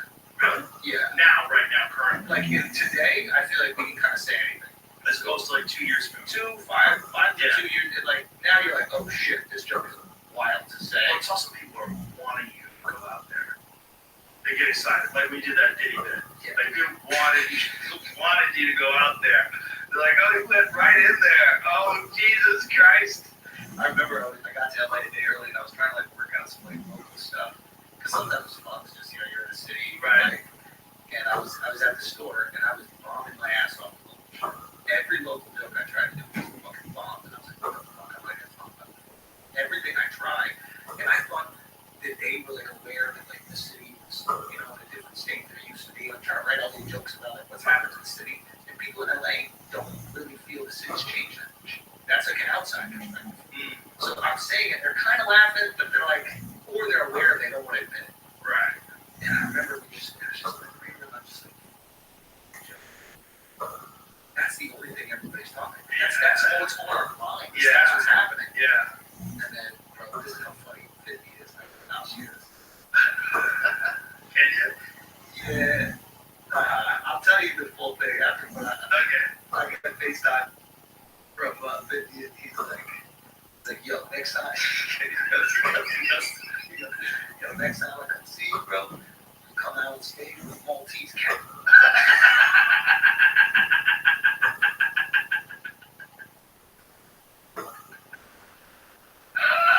I'm like, bro, you're the craziest motherfucker. Imagine him walking out on the show with a fucking cat. So what do you think was going on? With who? Meek and Diddy? I don't think Meek's gay. I don't think anything's happened to them. I think that was just like a funny rumor that happened. I even said that when I first did the Meek joke. I was like, I don't think he's gay. He just handled the accusations poorly. Yes. Like he just handled it. It's not I love pussy. Who does that? That's the gayest thing. Yeah, that's okay. But I don't think. But But that's just an unsophisticated approach to PR. like his PR team's probably like, hey, maybe don't You gotta do something. Yeah. Yeah. Who knows? I mean, he's probably not consulting with anybody. If I had to guess. Nobody consults with you when something happens. You just post whatever you want. Yeah. Yeah, I don't have like a team Yeah. telling me don't say that before the podcast. That would be a problem. Yeah, it wouldn't. Yeah, I would have never gotten anywhere. Yes. Yeah, we need you to not have a team, actually. Yeah, it's actually kind of important. You know, have a bunch of people you consult with about what you can take. Because who controls that? Or there? Yeah, exactly. And what are they doing this based on? You know, self-preservation. You know. Yeah, it's just wild that apparently he had cameras in every room of his house. That's what they're saying. Has that been verified? I don't think it's been verified. I think like the Epstein shit, it never will be. Now, I'm not saying that he's like Epstein. You know, I think he could have some fucking wild parties, etc. But he's just filming everybody. If he's filming everybody, I understand why Humber showed up to the house. Because people who went to the parties were like, get those fucking things. Hundreds of hidden cameras discovered in Diddy's homes. Lawsuit says. Oh, it's a wrap. Hundreds. Yeah, we'll never see it again. Hundreds of cameras. That is so crazy. Because if he's doing wild shit. In court filing, Jones said he worked with Combs between September 22nd and September of 2022 and September of 2023 to produce the rapper's most recent release. So he said hundreds of cameras in his homes in LA, New York, and Miami. And did he like to throw parties? Like he threw white parties? You know, but who's he have taking care of that footage? I mean, if it, powerful dude. It's powerful dude. And I think he really enjoyed it. The underage people implicating people in crimes by bringing underage people to them. And Wait, what does that mean? that was the whole thing of the Epstein place. Is that like if you got underage girls and you don't tell these guys these are underage girls, and then you get them drugged up, get them drunk, give them coke, whatever it is, and then film them. Yeah. Well, they don't even know. So they don't know that they're committing acts of pedophilia. Could be, or could be they do know and they think it's safe to do it because this guy's protecting them. Right. While they're just coked up and they're getting filmed. Yeah. You know, which is also the theory. Yeah. But it is, you gotta, when someone becomes, like a wild billionaire character, Yeah. you're like, well, where's the pussy? Yeah. Where's the shit that I got rich for? Imagine you went to the Where's all island. the fun? Yeah. I need to, like, how do I get the fun? And Yeah. then someone comes along, like, you need to get connected to my friend Jeffrey Epstein. He's care of everything. He brings the fun. And so you just keep flying to hang out with them. So that's your party. You can't go to Vegas and go to Dre's and pick up hoes and get crazy and bring them back to your suite with coke. And people talk too much. So here's the thing. It's like these tech guys that made all this money. Right. Right? Made all this money. They're hanging out in Miami. Wherever they're hanging. And they're like, I'm a billionaire now. Why am I not getting this? I gotta connect with some people that can make me the man. I thought I'd be the man. I bet in like the CEO world and in that world of country clubs and fucking Skull and Bones, there's dudes who know how to get the No, hookers. here's the thing. It's not even the Skull and Bones guys. Right. Because that's like old blossom shit. Right. I'm talking about the nerd from The Silicon nerds, Valley. the nerds know prostitutes. So The nerds have coke. it's not even the nerds. They have a guy who's it's their job to throw the parties. It's the fixer. Now, Yeah. you know, like these like jet setter crews. My boy was explaining how this thing works. They have these like events around the globe that like wealthy people go. Like Davos. The guy did Davos more just like New York Fashion Week and the U.S. Open. All happens around Labor Day in New York, right? So everybody like comes from money and all these like rich socialite people around the world. They all come to New York for that week, right? Right. They go to nice parties, they do all things. Tech bros or the crypto bros want to be included in that cool thing. Right. How do they be included? They got to throw the best party. How do you make the best party? You have to have all the models. You have to have people. Right. They don't know any of those. Right. You get the fixer. The fixers get paid crazy money from the tech bros and crypto bros because they want in on this thing. And you develop a reputation to be the guy that puts on the crazy bashes. Now, Right. once you have that reputation, they think they're in. These other people who are like the social people who come from tons of money and their parents are worth the shit. They look at them like, oh, you're paying to play. It's a bringer show for comedy. You're not really selling out Caroline's. You did the bringer show. Right. But they don't know that. So they're like, yeah, we're all partying. Which was the thing. There's this whole economy that kind of like feasts all these people. Money. Here's the thing. Those people are fixers. They have models that show up. These models are curating their Instagram by going to these parties around the world. Sometimes they're getting paid to go to parties. I imagine the models that are more fun. In other words, they get a little loose. They like to party. They like to fuck a little bit. They get invited more. Yeah. The ones that are less fun, maybe a little bit more tight. They don't fuck. They don't get invited. Right. So you don't even have to say, yo, you gotta fuck these guys. You just want to know if you want to get invited to this nice party in Switzerland. Right. You know what kind? And you start doing a little blow, start doing a little molly. That's what you like to do in the first place. And then you get to party on yachts. You're hanging out with all these guys. And maybe they even pay you. They are. Yeah. Everybody's Maybe it's a lot of money. Like, you know the Salt Number 9 deal? What is it? Oh my God. Salt Number 9. He had his own nightclub. Maybe he still does that. Okay. So he had his own nightclub. He has like 500 Ferraris. Like these guys have insane amounts of money because it's not public. Yeah. Right? So they don't have to be like the world's richest man. Exactly. Yeah, yeah. But they're richer than everybody. Yeah, yeah. Right? They have trillions. Yeah. And so he had his own nightclub. And so what he would do is he would pay actresses, he would find these girls, get me her, and he would get these gals and give them exorbitant amounts of money to come. And then he would have a nightclub where it was only him. And he would go down there and it's filled with gorgeous women. And he would go down there and just go, come with me. And then they'd go fucking party. And they were making a lot of money. And one of them was writing a book. And so she had a laptop and she was like documenting while they confiscated her laptop. And then she went back to America, then she spilled the beans, and she ratted out all the other girls that were doing it, and it kind of fucked up the whole thing. Because, like, A-list people were getting shit tons of money to go over there and party. Yeah, I don't say A-list, but people that you know. Yeah, there's like people you know of. And if you go there, you get millions of dollars. Like, this lady had got millions of dollars in jewelry from him. Here's a service.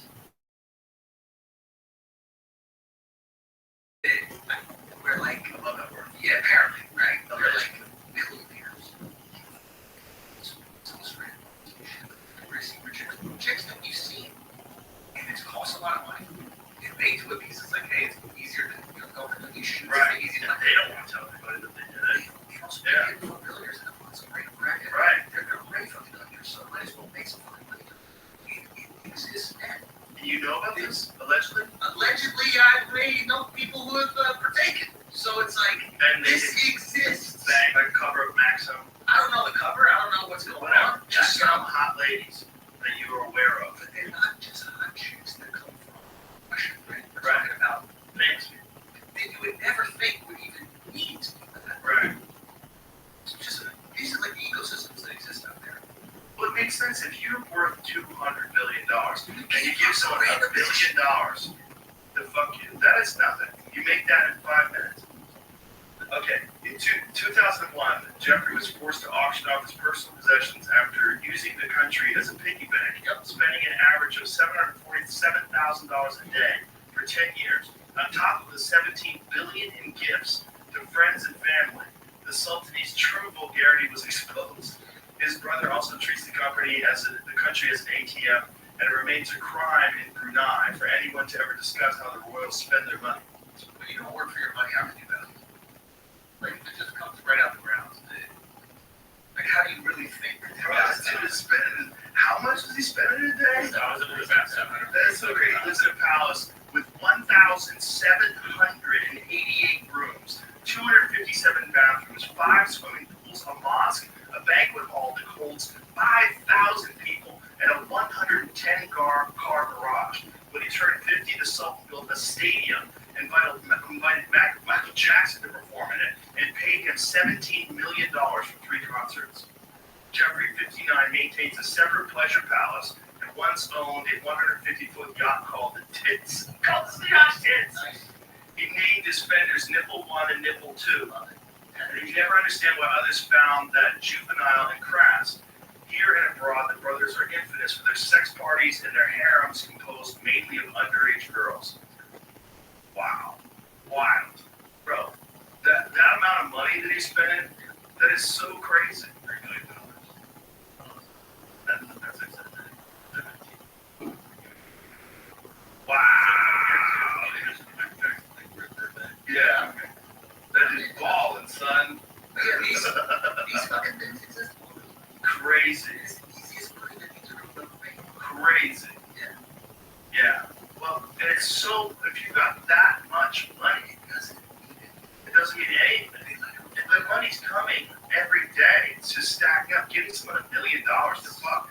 And the girl's probably like, wait, $1 million for regular sex? You're not gonna shit on me?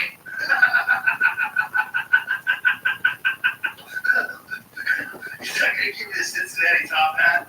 Whatever the fuck.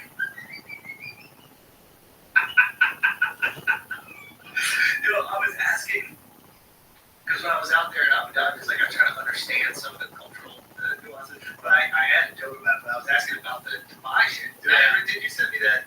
That's right. You sent me I did a joke out there. Yeah. And but they told me that the Burj Khalifa has a separate sewage system because it wasn't connected to the sewage system of Dubai. So they have these poop trucks that take the poop out, right? Yeah. And the joke I said was like, well, that's why they have to ship the owner's chest because they're not connected to the plumbing, right? Yeah. And but they were telling me these interesting cultural things that happen out there, with the license plates. Have you heard about this? Yes. Where the lower the number, the more expensive it is. Yeah. And I go, Crazy expensive. yeah, millions of dollars for a number 3 license. Right. I'm like, why is that? And one of the kids who's from the royal family goes, so you have to understand, like, when everybody has a G-Wagon or a Range Rover, it is not a big deal to have a G-Wagon or a Range Rover. Right. And people have this need to show off. Yeah. When everybody got the expensive shit, how else can you flex? Right. License. Yeah. Wild. Also, crime over there almost non-existent. Yeah. Go to Dubai and commit a crime. See how that goes. Yeah. Go to Abu Dhabi and commit a crime. They've compartmentalized They just society. like, But yeah, they're strict, but it's also like that anybody there who's working has been, there's a working class of people who do not really operate outside of working within the society. Right. And then everybody else there who's not part of the working class has money, so why would you commit crime? There's also did you ever see the Vice documentary on some of the people that built Dubai?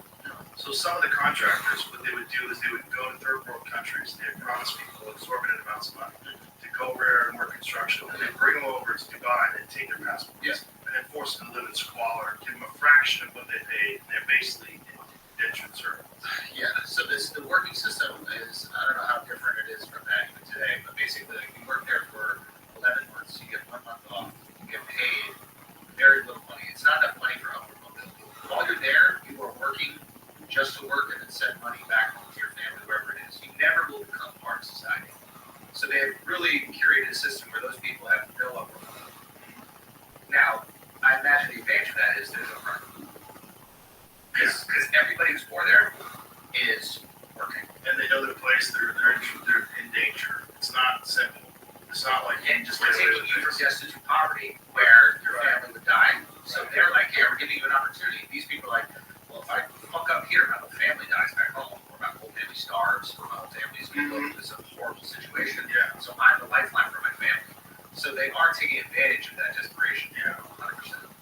But what they would do, they would say that the benefit of that is no crime. But there is a social cost of that. There is a subclass of people out there. There's always going to be a social cost when you have monarchies. Yeah. Yeah, and then you have people with exorbitant wealth and all the power.